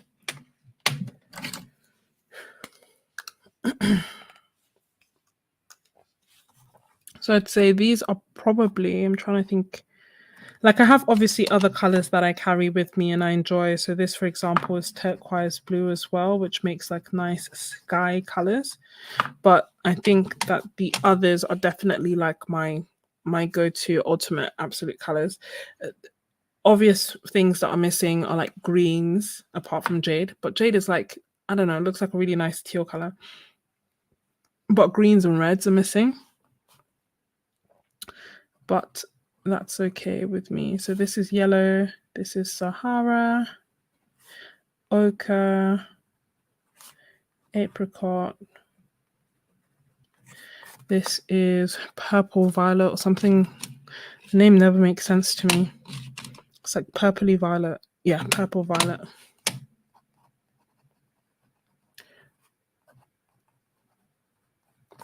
This is purple, but it actually looks pink. This is pink. This is what would be violet. Sorry, what would be purple, but they call it violet. This is periwinkle. Oops. This is royal blue. Night blue. Jade green. And then my sky blue is turquoise blue.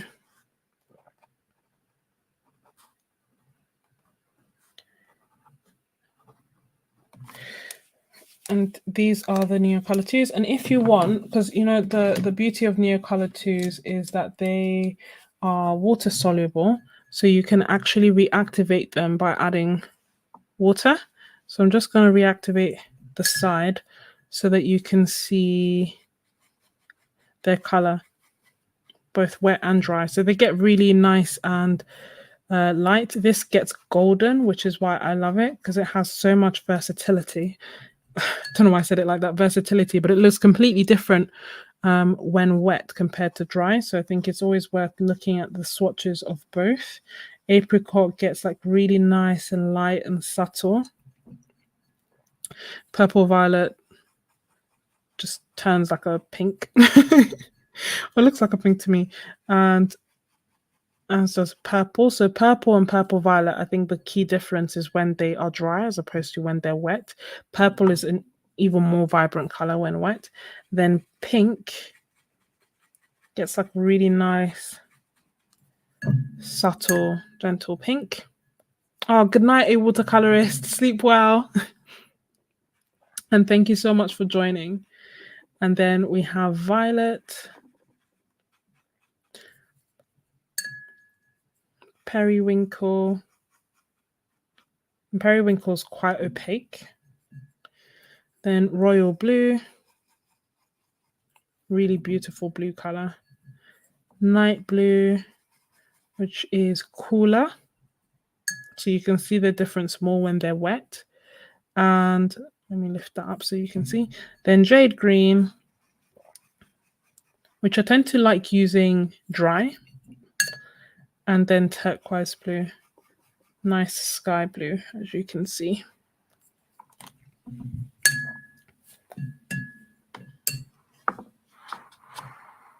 And those are my go-to shades. Let me see if I can. I don't know where I've put my, where did I put, oh, here it is. Then this is the fixative that I use to then protect it. Don't know if this is actually the intended purpose, as in like, I don't know if it was, I don't know if in theory you're meant to use it for neocolour 2s or whatever, but they work for my neocolour 2s, so I quite like them. And then it means also do this in a well-ventilated room, do it as per instructions, yada, yada, yada, you know, all that good stuff. But once it dries, I will then use this and avoid having it transfer to my artwork. If I'm out and about and on holiday, plein air sketching, urban sketching, the beauties that we're talking about, then I will just use a loose piece of paper, or sometimes I just close it, like just close the book. If it's something like this, it's not that bad. I know, sorry. You know what? Hands down, I think doctors make the worst patients. If I had a patient like me, like I don't even half, yeah. And I know better, but some of the things I do, I know don't really make sense. But I'm glad that you liked it, Christine, and I hope that that answers your questions. Let me just double check my note to make sure, that I haven't forgotten anything. And if you have questions, by all means, please feel free to ask, especially if you're thinking about getting something from Jackson's and you're kind of curious and you want to know more. If you are new while joining this live stream, then remember that you can get an extra 10% off all the Etchr products by using the code Sketches10. It is one use, I believe. Yes, one use per customer. So make it count. And I think, yes, we're chatting about mixed media and pencil. Told you about my graph gear pencil. Told you about the coloring pencils I used. Neocolors are the main mixed media that I use and bring with me.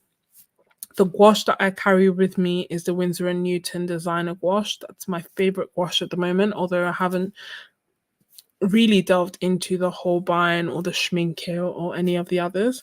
I have also been using these new editions, the artist Pitt pens.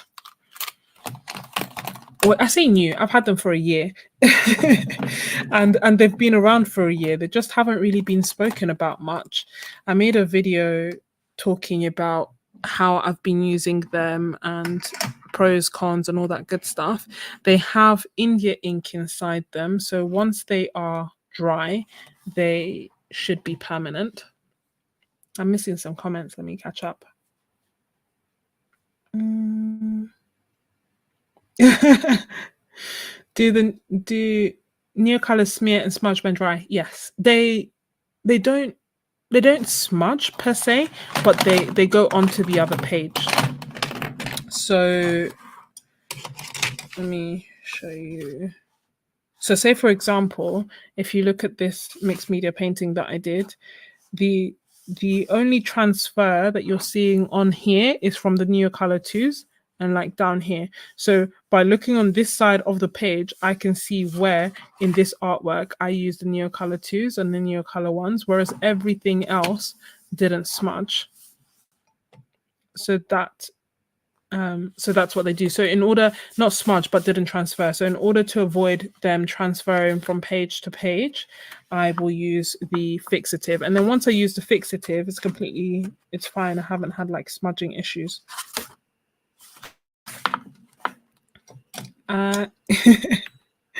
No, it's fine, Terry. I know, but it's so true. So bad for just everything. Yeah, like it's very much a do as I say and not as I do. No, you're welcome. The fixative itself, it says it's supposed to be for protects drawings from smudging and dust. And then on the back, it says it's good for charcoal, pastel, pencil, and chalk. Use outside or in a well-ventilated area. So I figured, neocolors kind of count as pastels, but they've worked.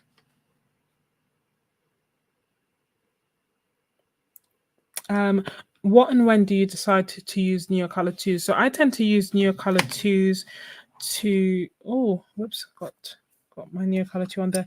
I tend to use neocolor 2s on top of my almost finished pieces as just like extra bits of I'm gonna dry this, so hopefully you can still hear me. Let me know if you can't and I'll stop. But I tend to like using them as a way to add extra pops of color to already finished or almost finished pieces of art. I tend to use them in landscapes primarily, and I can show you a few examples. I just want to be able to, because I think I have, well, that example that I just showed you now a few minutes ago with like that farm with the house and the transfer on the other side. That's how I typically use it. Or even here, for example. Here, to be fair, I was just playing around with the paint sticks. But I started off with watercolor. I then added, I started off with poster, then added watercolor, then added paint sticks on top. And as a very final layer, I use neocolor 2s. And that's because I can't really layer anything other than neocolor 2s on top of neocolor 2s. So it's usually my very final pop of color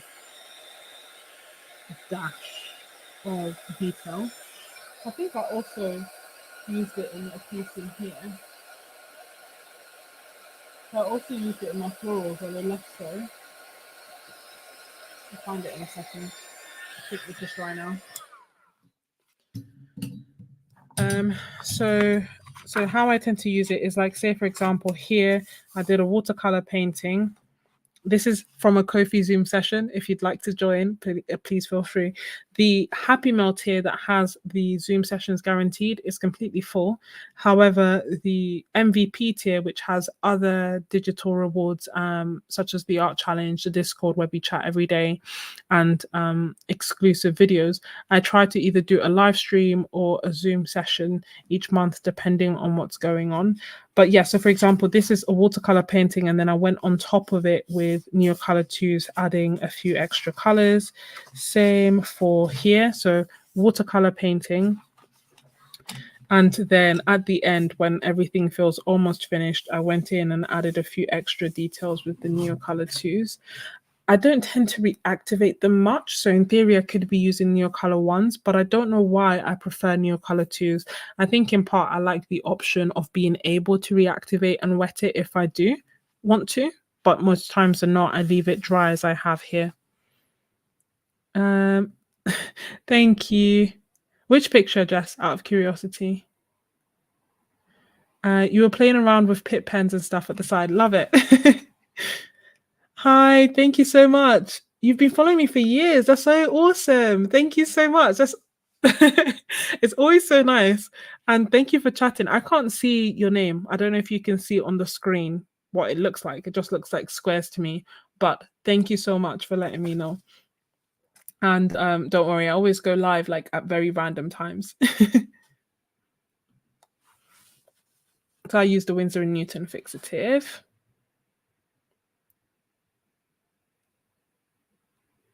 That Jewy Jesus chick. Who's that? Is that what this says? That Jewy Jesus chick? Because that I would love. You've had the transfer issue happen with Turner Gouache 2 and some other paints. Never thought about using fixative. Yeah, I think that can make it very helpful. The other thing is, I guess in theory, you could also use Dolan's wax if it's particularly with paints. But I think fixative is just so nice and easy.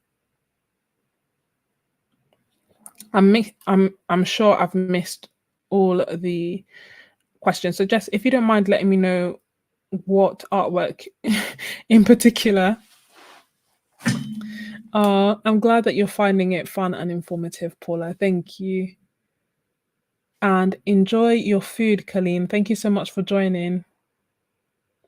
You love the page opposite the neocolor swatches. Thank you. So, okay, let me bring this up slightly.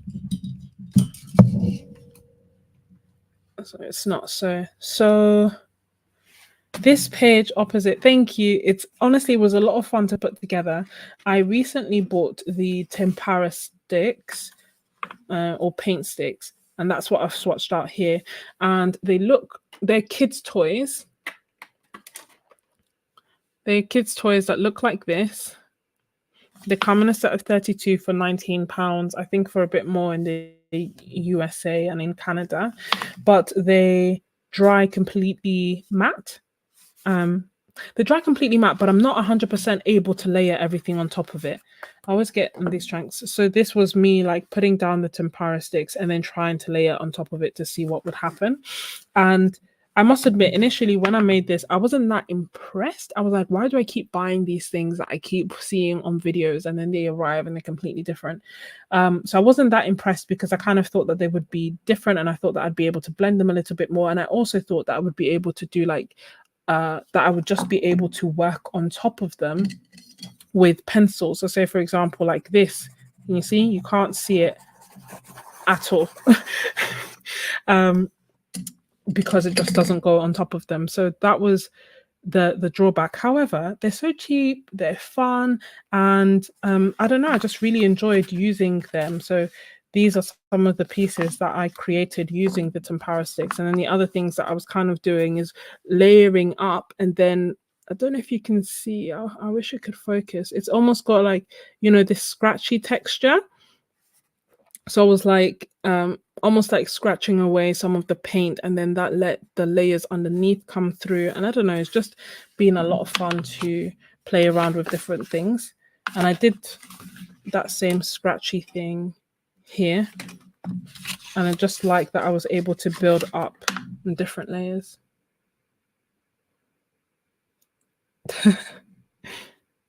But I don't know, I haven't got gelatos, but I feel like I don't know if gelatos are better.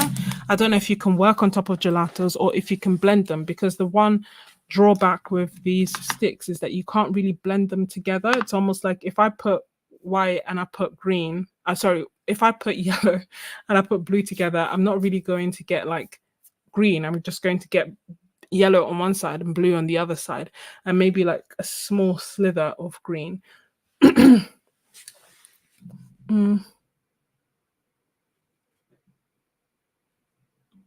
Oh, this one. Yeah, thank you. So yeah, so I used the this is the one that I was saying. I started off with my ivory Posca, the same way that I had done here. So this is the same reference. It's just that with this one, I'd used the ivory Posca underneath. So I started off with ivory Posca on here, and then I went over the top with watercolor. And then following that, I started adding extra details.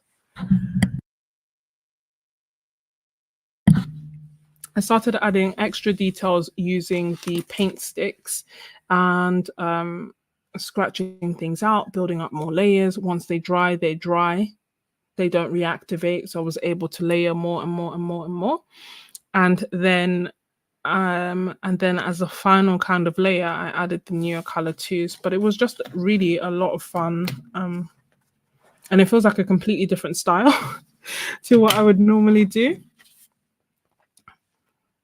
And it's funny because I love it looking at it in person. I kind of felt like I couldn't quite convey all the colors that are in it in a picture or anything like that, but at least in person I like it.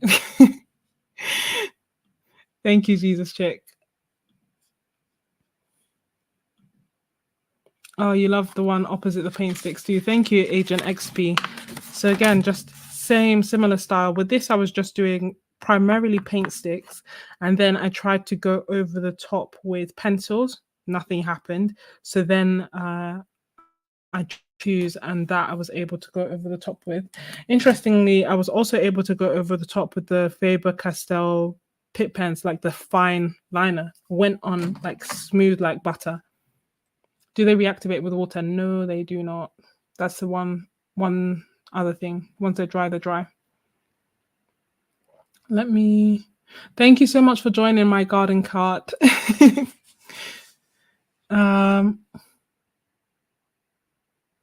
Did you paint that painting of the trees with the scratches using the tempera sticks? I did indeed. Tempera sticks and a lot more. Hey, Elizabeth, we have been chatting through art supplies that we use for traveling. I guess like primarily. And now we're like discussing the mixed media that I guess some may take with them for traveling. I tend to love taking mixed media art supplies with me. So I tend to bring a lot. But that's pretty much what we're chatting about. And if anyone has questions about any of the art supplies that I have shown or haven't shown, then you can feel free to ask. I know that, I don't know, I like being able to answer any questions, especially if you're thinking about getting something and you're not sure whether you should, whether you shouldn't. I think it's nice to actually have a review that's live in person and being able to ask someone something. So that's why I thought that I would do this, because I remember when the Plein Air sale first came out, I absolutely loved it. And now I have a lot of the Plein Air art supplies. So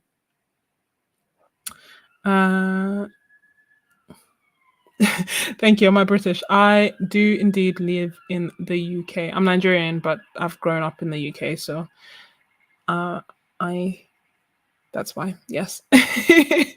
Sometimes I forget that I am British. Like, do you know what I mean? Like, I forget that I have a British accent.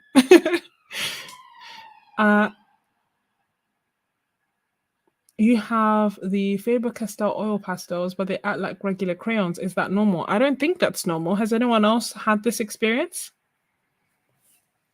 I don't tend to like using oil pastels very much, if I'm honest. Or rather, I don't seem to be that great at them. I'm not that patient with them. Thank you so much, Christine. Have a wonderful night, and thank you so much for joining and for your kind words. You guys are so kind. You're so nice. Thank you. If you are enjoying it, don't forget to hit the like button and to consider subscribing. And if you are absolutely loving it, then join my Ko-fi and you'll be able to hang out with us even more. So what should I do first? So I've made a separate video about the artist Pitt pens. I was just going to show the colors that I tend to bring with me very quickly so that you can see. In honesty, I was very quick. I just like took a few threw them in my bag and went. Some I know are my absolute go-tos. Like the first one is light yellow glaze. Then this one is cadmium yellow 107. This one is dark chrome yellow. And then coral, which as you see became normal again. In my video about the artist Pitt pens, I hadn't left them flat. I'd left a few upright, and thus it got concentrated on one side and very light on the other. But I'm pleased to report that it did go back to normal, as you can see. Then this one is middle purple pink, then purple.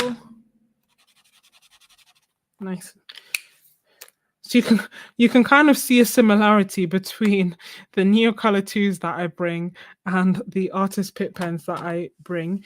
I also brought where do we go? So I also brought this. So this is the one irritating color in that the color of this pen does not match the actual color of the ink in the slightest. So I think when I grabbed this, I thought that it would be a light blue, as one would expect. But actually, I'd forgot, because there's another one that is a light blue, but I'd forgotten that this is actually the phthalo green. So it's the brightest green I have ever seen. And then we have permanent green olive. And last but not least, I think it's May green. Yes, May green, which is actually one of my favorite greens of these. So these are the artist Pitt pens that I have brought with me. Now, because there were a few questions about the... Bye, Shannon. Sleep well. But because there were a few questions about the tempera sticks, I can answer them if you want to know more. I got them from Amazon. So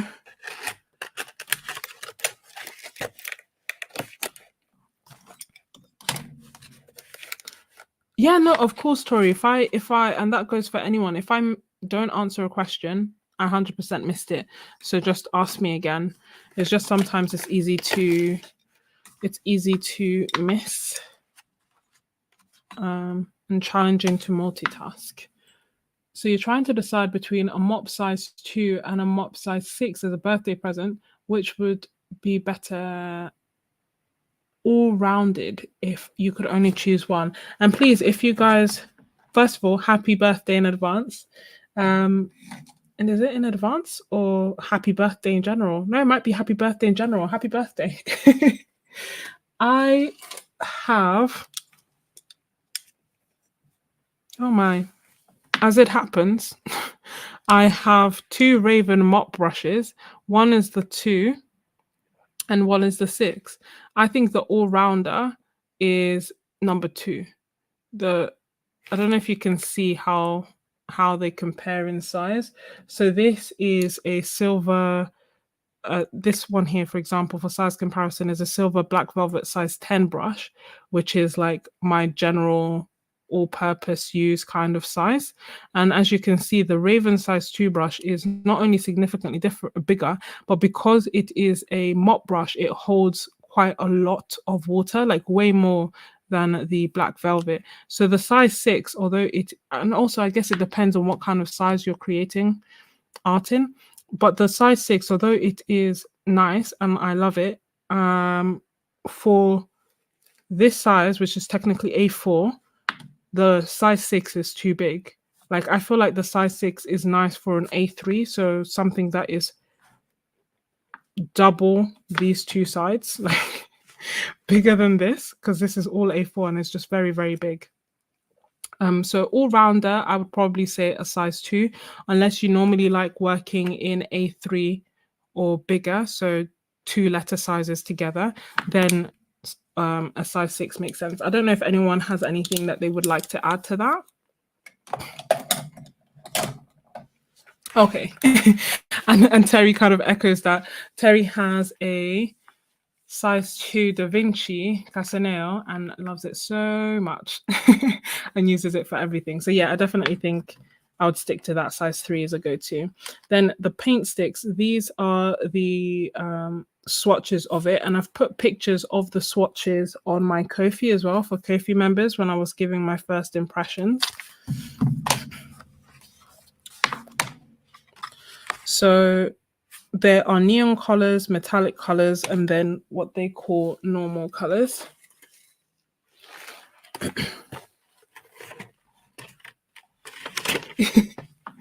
I'd love to find a doctor that loved art supplies and did art. Honestly, it's fun though, because it's I don't know, I haven't really had patients be like, oh, they're into art, but if they were, I think it would be nice. Sometimes I try to be fair, I do try to find things to connect with patients anyway. Like, I feel like sometimes it's just nice to have a human conversation that has nothing to do with your health.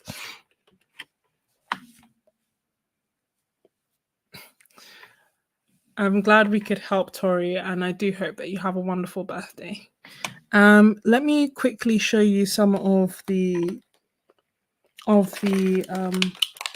tempera sticks, and if you have a question, then again, let me know. So this is gonna be messy because I didn't clean it and I mess it up, but still you'll be able to see. So it feels like lipstick, goes down nice and easy, feels like lipstick. Can't really do like fine details with them, though I'm trying to use the edge.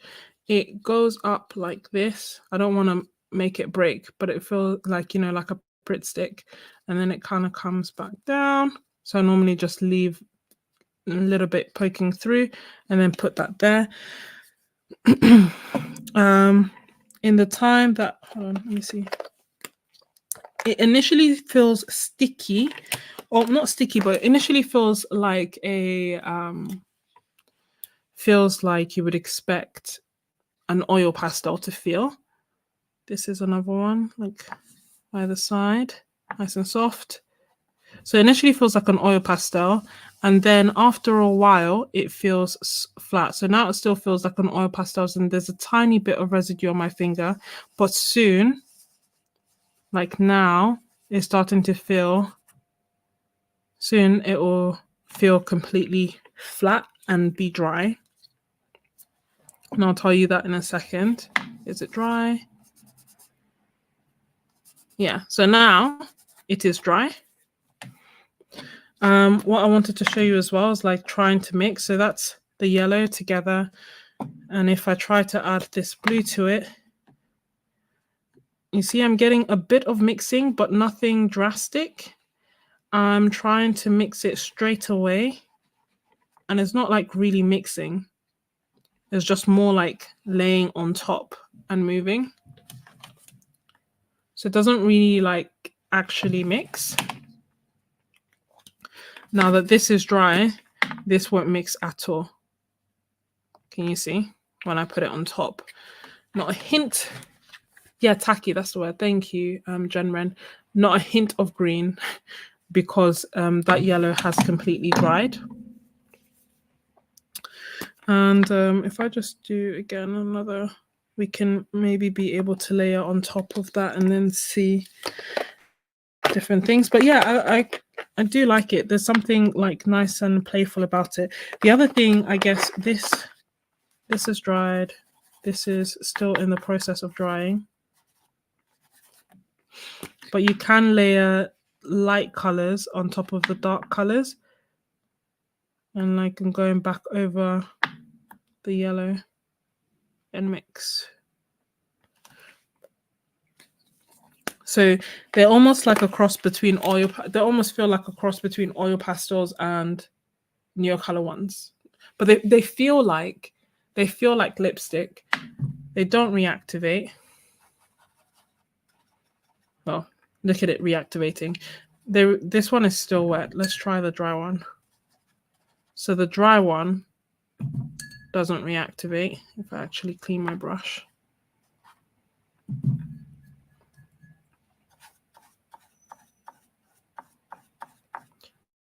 As I scrub, yeah, so if I scrub really hard, then it reactivates a little bit, but certainly the marks remain there. So I don't know, it's been a lot of fun to play around with. They're obviously not professional grade or anything like that. They're just something to have a bit of fun with. Some of the colors are a little bit more translucent than others, but most of them are quite opaque. And as I mentioned, they don't really blend together. The white is really opaque, which is good. So this is the white. As you can see, it's like really, really opaque. Can you see on there? So if I wanted to with the white, I could almost completely cover, as you can see, that entire area that we just did.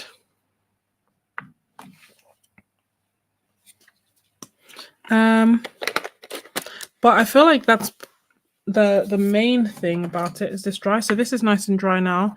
So this is what I mean by pencil. Like you can kind of go over, but it's not like I'm getting the, you know, craziest of details. This is the color outside of that. These are Artex pencils. So again, can kind of go on top of it. But I just wanted something with a bit more detail. Hold on. I'm gonna try and get some of my other pencils. This is my Polychromos, which again kind of goes over the yellow well, but not amazingly. And this is my Luminance, which goes over part of it, but not the other.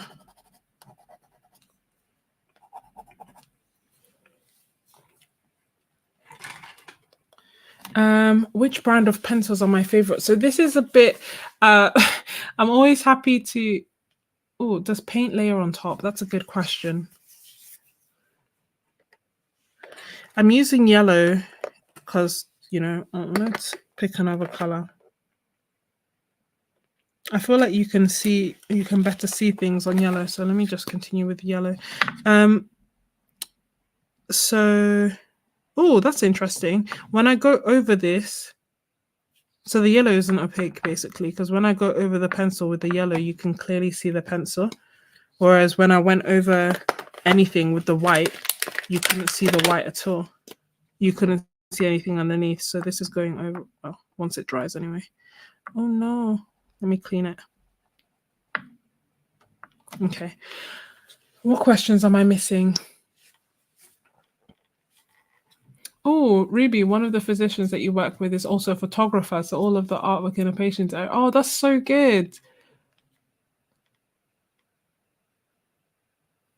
Oh, thank you so much, Jess. This is so kind of you. I'm so, honestly, I'm really touched. Thank you. And Dana, does the paint layer on top? So we're going to see that in a second. I'm just waiting for it to dry. This bit that I've put water on top of is still so wet. It's taking forever to dry. I'm just going to dry it now.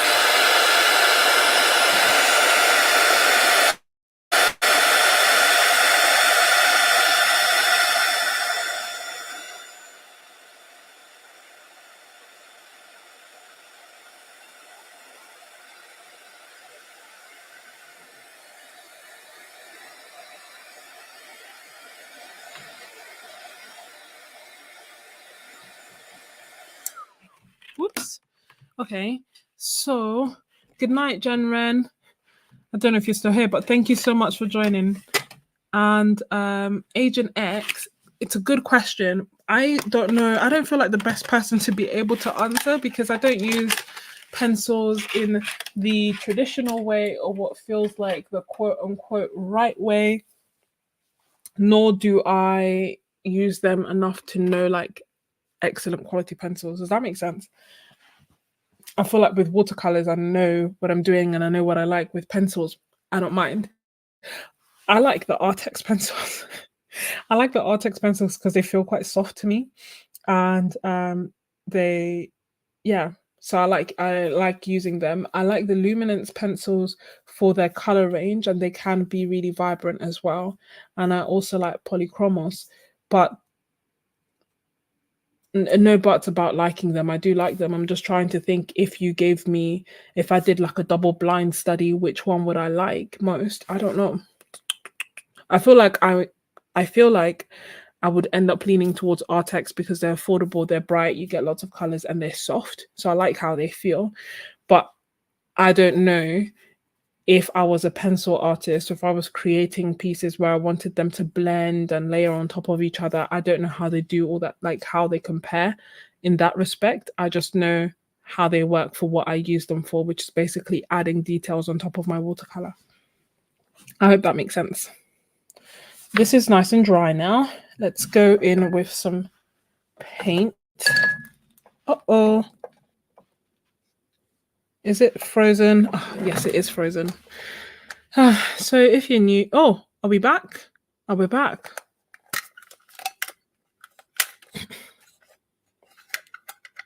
Oh, maybe we're not back. I'm still frozen.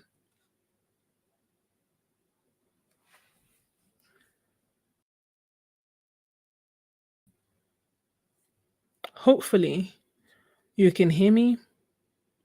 Let me know if you can hear me.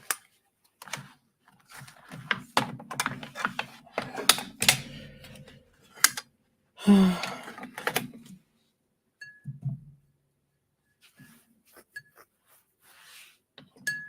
maybe you can't hear me, but hopefully you can see what I'm doing. So this is green. This is blue. Okay, good.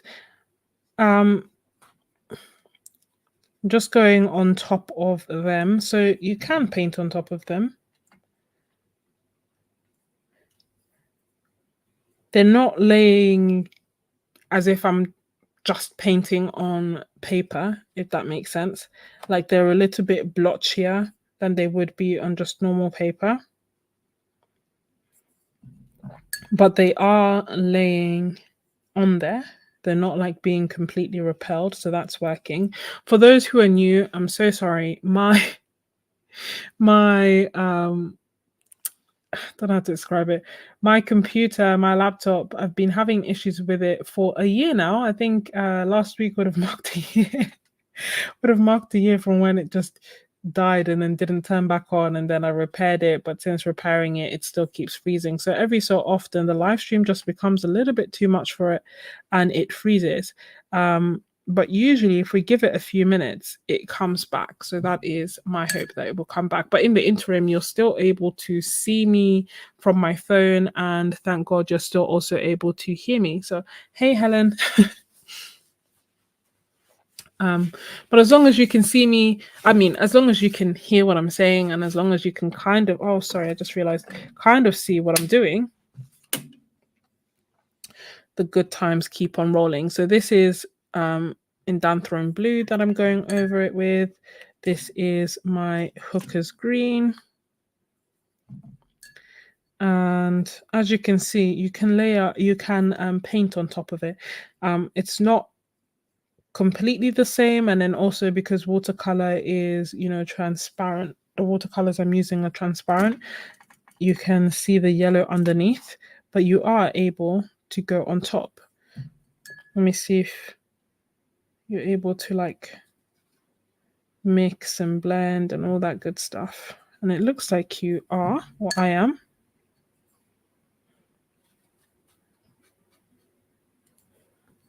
So that's good. Thank you. Oh, thank you, Elizabeth. That's so sweet.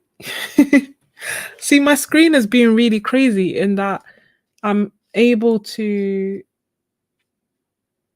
I don't know what it's doing, but that's fine. I'll make this the bigger screen and then we can continue. But are there any questions, anything else that you're kind of curious about with the tempera sticks, or with any of the, this is completely dry now. The other thing that you can kind of do is multiple layers is what I was doing. So building up on them, for example, if I wanted to turn this completely white, I let it dry and then I go over it again. And the previous layer just disappears. The white is very good, I can't lie. So I kind of like almost eradicated that. But I feel like we've covered most things. The only things that I guess I haven't really touched on when it comes to travel is that I like using these as well. So in terms of carrying water is what honestly makes painting a bit of a pain for me sometimes. And I'm still trying to finesse and perfect a way that I can enjoy carrying water. I know that there are water pens, but I don't tend to enjoy them as much as just having a paintbrush. So I tend to have these, and this is what I was referring to, that I like to clip on the edge of either my sketchbook, or if I'm using one of those boards, I clip that on there and then I can use it. So I use these for water.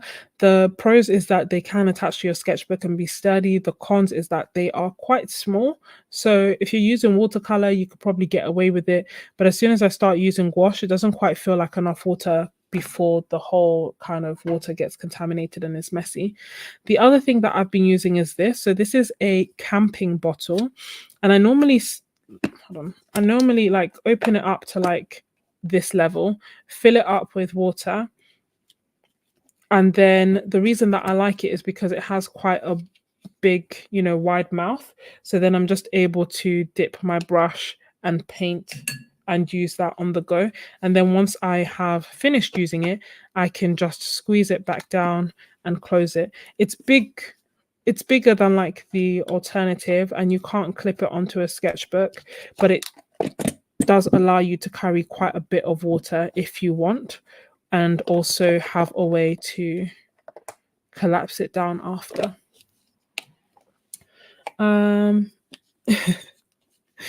And then you're calling me Miss Scrubs. So I haven't shared my name online publicly, Ruby, and that's just, I don't know, I like, although obviously I've said that I'm a doctor, I kind of like keeping that life separate from this life, and I don't want I've basically just been trying to keep the two separate, which is why I normally just go by Sketches online.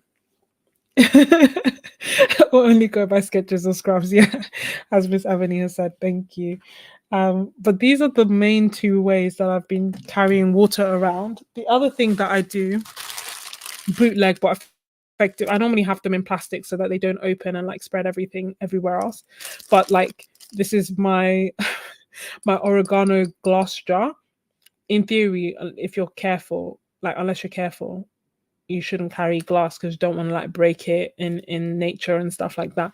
But I'm relatively careful with these, so I carried this small jar that used to be my oregano pack, and I fill that up with water, and then that's just smaller than this, but it's more water than these two. Again, you can't clip it, so it's not a perfect solution, but it's kind of dependent on what I think I'm going to be using and how much water I think I'm going to be needing at that point in time. No, that's fine. Thank you, Ruby. And would you like to know? I don't tend to use watercolor markers. I think like pencils, I just tend to prefer watercolors over them. So I haven't got. Do I have any watercolor markers? I haven't got any watercolor markers. I've got alcohol markers, acrylic markers, but not. With a garlic jar. Yeah, so I also had the garlic jar, but I was worried that my paints would then start smelling of garlic. So that's why I used oregano, because I was like, well, I don't mind if they smell of oregano or rosemary or something like that. If I have missed any questions, please feel free to ask. I really don't mind answering. And if I have, could I give you a link to the water? If I have missed a question, then it is, if I haven't answered a question, it's because I have missed it. I won't ignore you, I promise. It's so funny because I've been joining more like live streams and things, and it's been interesting to see how different people do. I'm just getting the link as well. Camping bottle. It's been interesting to see how different people do different live streams, and yeah, I feel like this has worked for me. But one of the things that I feel quite strongly about is that I won't ignore you. So if I haven't responded to you or haven't said hi, it's purely that I haven't seen it. So please just feel free to say it again. Just getting the link for the bottle. Oh, actually, now I realized that perhaps you weren't asking about the bottle and you were asking about the metal ones. So this is the bottle. Oops, this is the bottle, and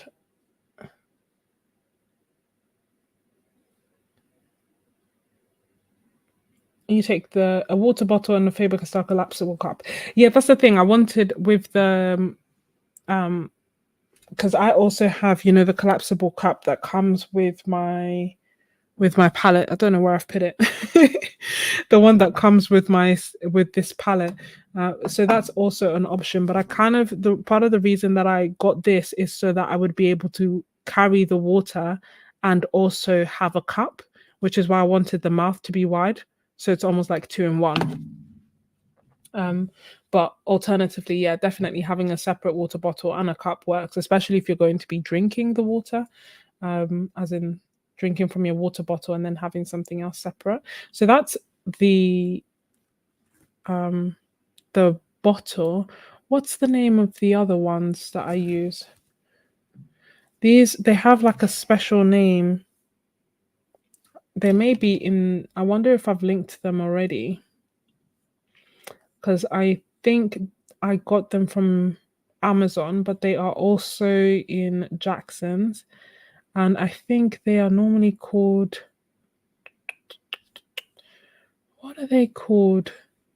Let me just describe it. Clip on cup for painting.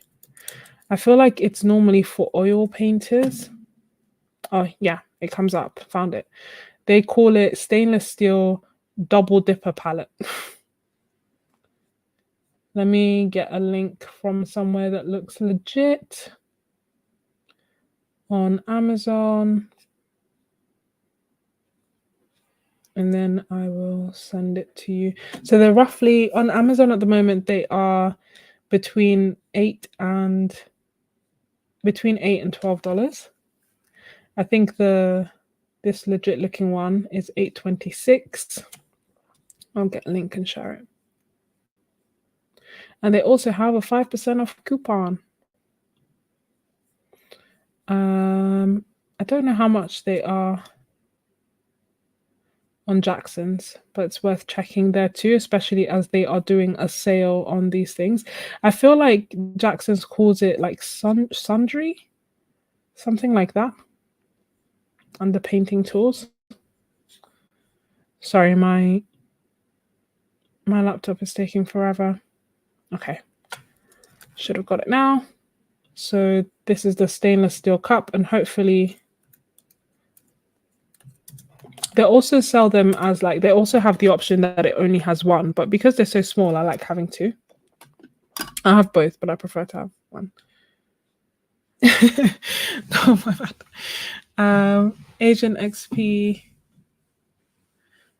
Winsor & Newton and Faber-Castell have great ones that are similar to the India ink ones. So the India ink ones, these ones are Faber-Castell. They're the Faber-Castell Artist Pitt pens, so they have India ink in them. I really like them. I haven't used the Winsor & Newton ones, but they have these have definitely opened up my world to the possibility of India ink, and I'm having a lot of fun with inks in general, like even acrylic inks I've been using a lot more.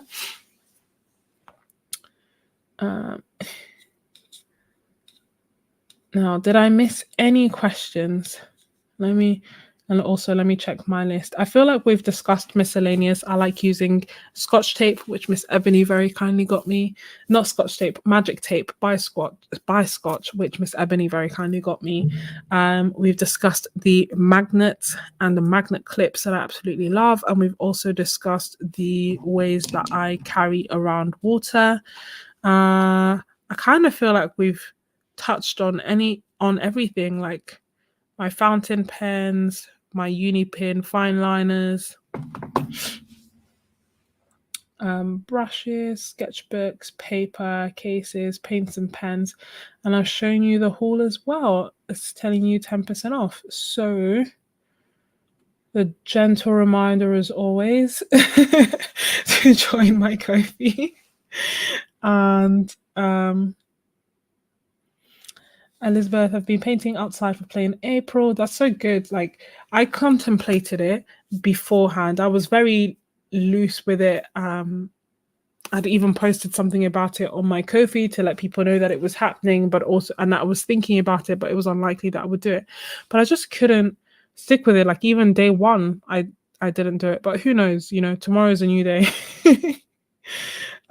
You've just been using a plastic Tupperware container which leaks. Oh, okay, good. I'm glad that the water holders, these don't leak. I haven't had them leak. I still put them in plastic just in case. They have like a little rubber thing here, so I think that that's what kind of prevents the leaking from happening, and then they screw closed. I didn't mention another case that I use because I forgot that I brought it here. So the other case that I use is this one. It's a pencil case that's a bit thick. I've had it for it's one of my first like travel videos that I had made. I have since getting the field case, that has kind of taken over from this position, but this is bigger than the field case and it carries more, and it has separate partitions. So it's through here. I'll link the video where I kind of shared the different art supplies that I put inside it. But I liked that I had a place to put my brushes and my pencils here. And then it also comes with these extra dividers, but I got rid of them because what I wanted was like, oh no, this big deep space to put more of my colors.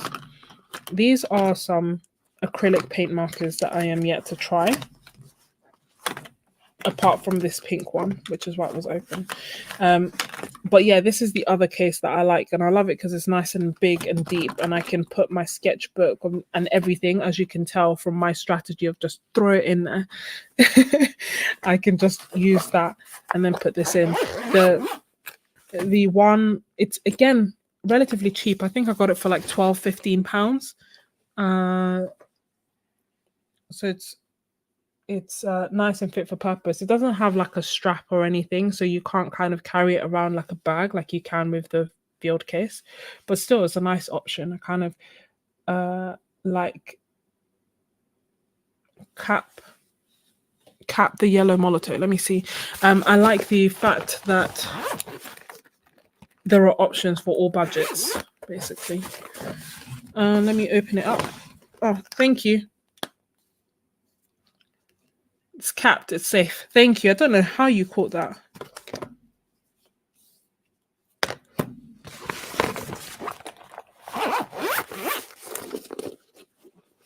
It always rips the paper. Oh no. One of the things that can help with the ripping of the paper is either sticking it on like your cloth or something before you actually stick it. One, it could be your paper, but if it's papers that you're seeing other people use and they're not having this issue of it tearing, then stick it onto your clothes or jeans or something before you stick it down.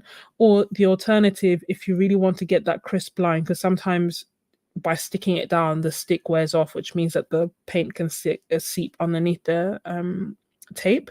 So if that's what's happening, the other thing that you can consider doing is heating up your tape with like a heat gun, if you use that, or a hairdryer, before you take off the tape, and peeling it off slowly, and that sometimes helps avoid it.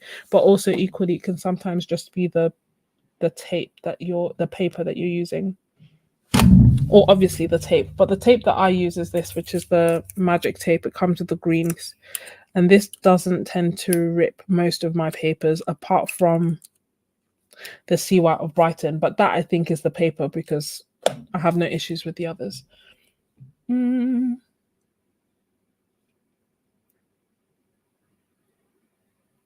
Yeah, exactly as Elizabeth said, stick it onto your jeans or something before you stick it to the paper. That can also help. But I feel like I've covered everything. I'm sure I'm going to come off the live stream and be like, how could I have forgotten to mention blah, blah, blah. But I think, these are these are the main things that I either carry with me. Again, I know loads of people love this sketchbook. I didn't really enjoy it. I don't like the paper. I feel more free to use it because I want to end it as quickly as possible. So that has meant that I have experimented in it a lot and I've created some pieces that I really, really love, but I'm not going to buy this paper again or this sketchbook again. I just say that because I almost feel like this sense of responsibility, obviously with having this channel, I almost feel like if I don't want to lead people astray and have someone watch this video and then see that this is what I used and be like, oh, this must be really good for watercolor, because I don't think it is. Hence why I keep saying I'm not buying it again. I'm not trying to lead you astray. But I don't know why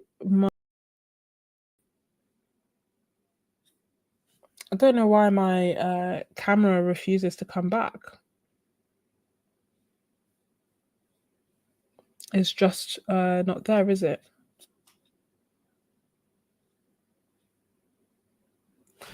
What might I like, Jess? So, do these small magnetic clips open wide enough to clip a sketchbook closed? Depends on the sketchbook. So they open wide enough to close this one.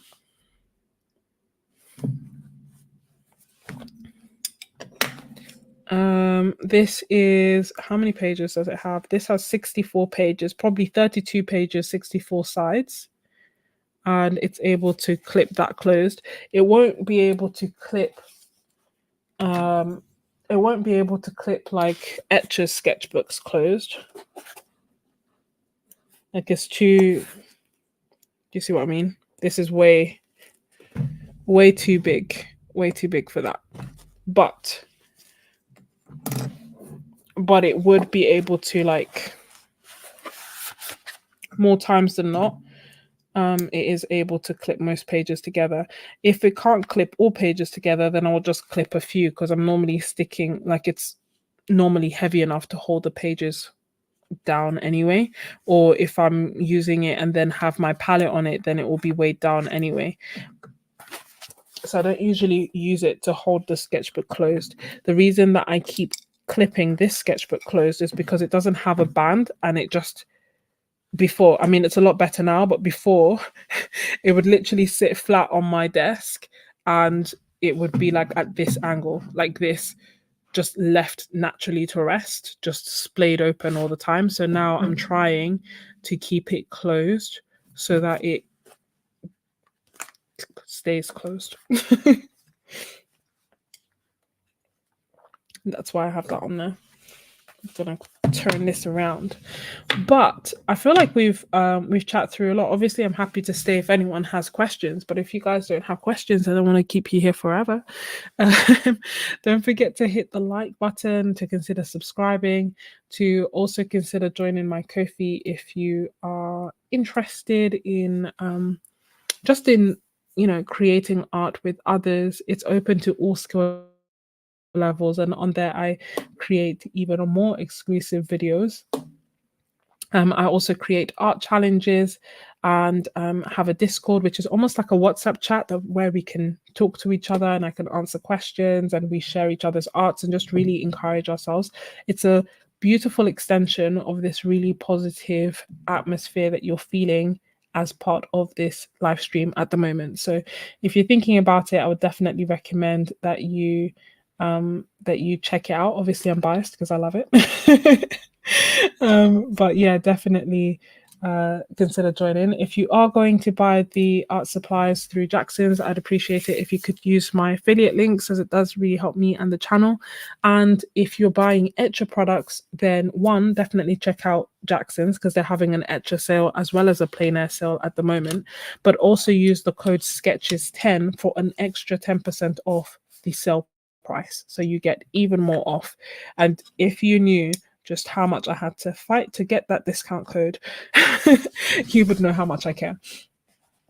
Definitely way past my bedtime. Do I like brush markers? I don't mind brush markers. Like, I like the Artist Pitt Pens brush markers. I like the brush markers on my alcohol markers and my acrylic markers. So if you mean like the brush tips, I don't mind them, but I don't know if you mean a brush marker in particular, Elizabeth. Just making sure I haven't missed anything, but I don't think I have. So I've linked my Ko-fi in case anyone's interested. And if you are a Ko-fi member, pretty please complete the feedback form for me, just to help me with my brainstorming and to help me continue to make Ko-fi a really wonderful place that we enjoy. But honestly, thank you all so much for joining this super impromptu but really, really fun live stream. I hope that you have enjoyed it. I hope that you are well, and I will see you again next time. Bye.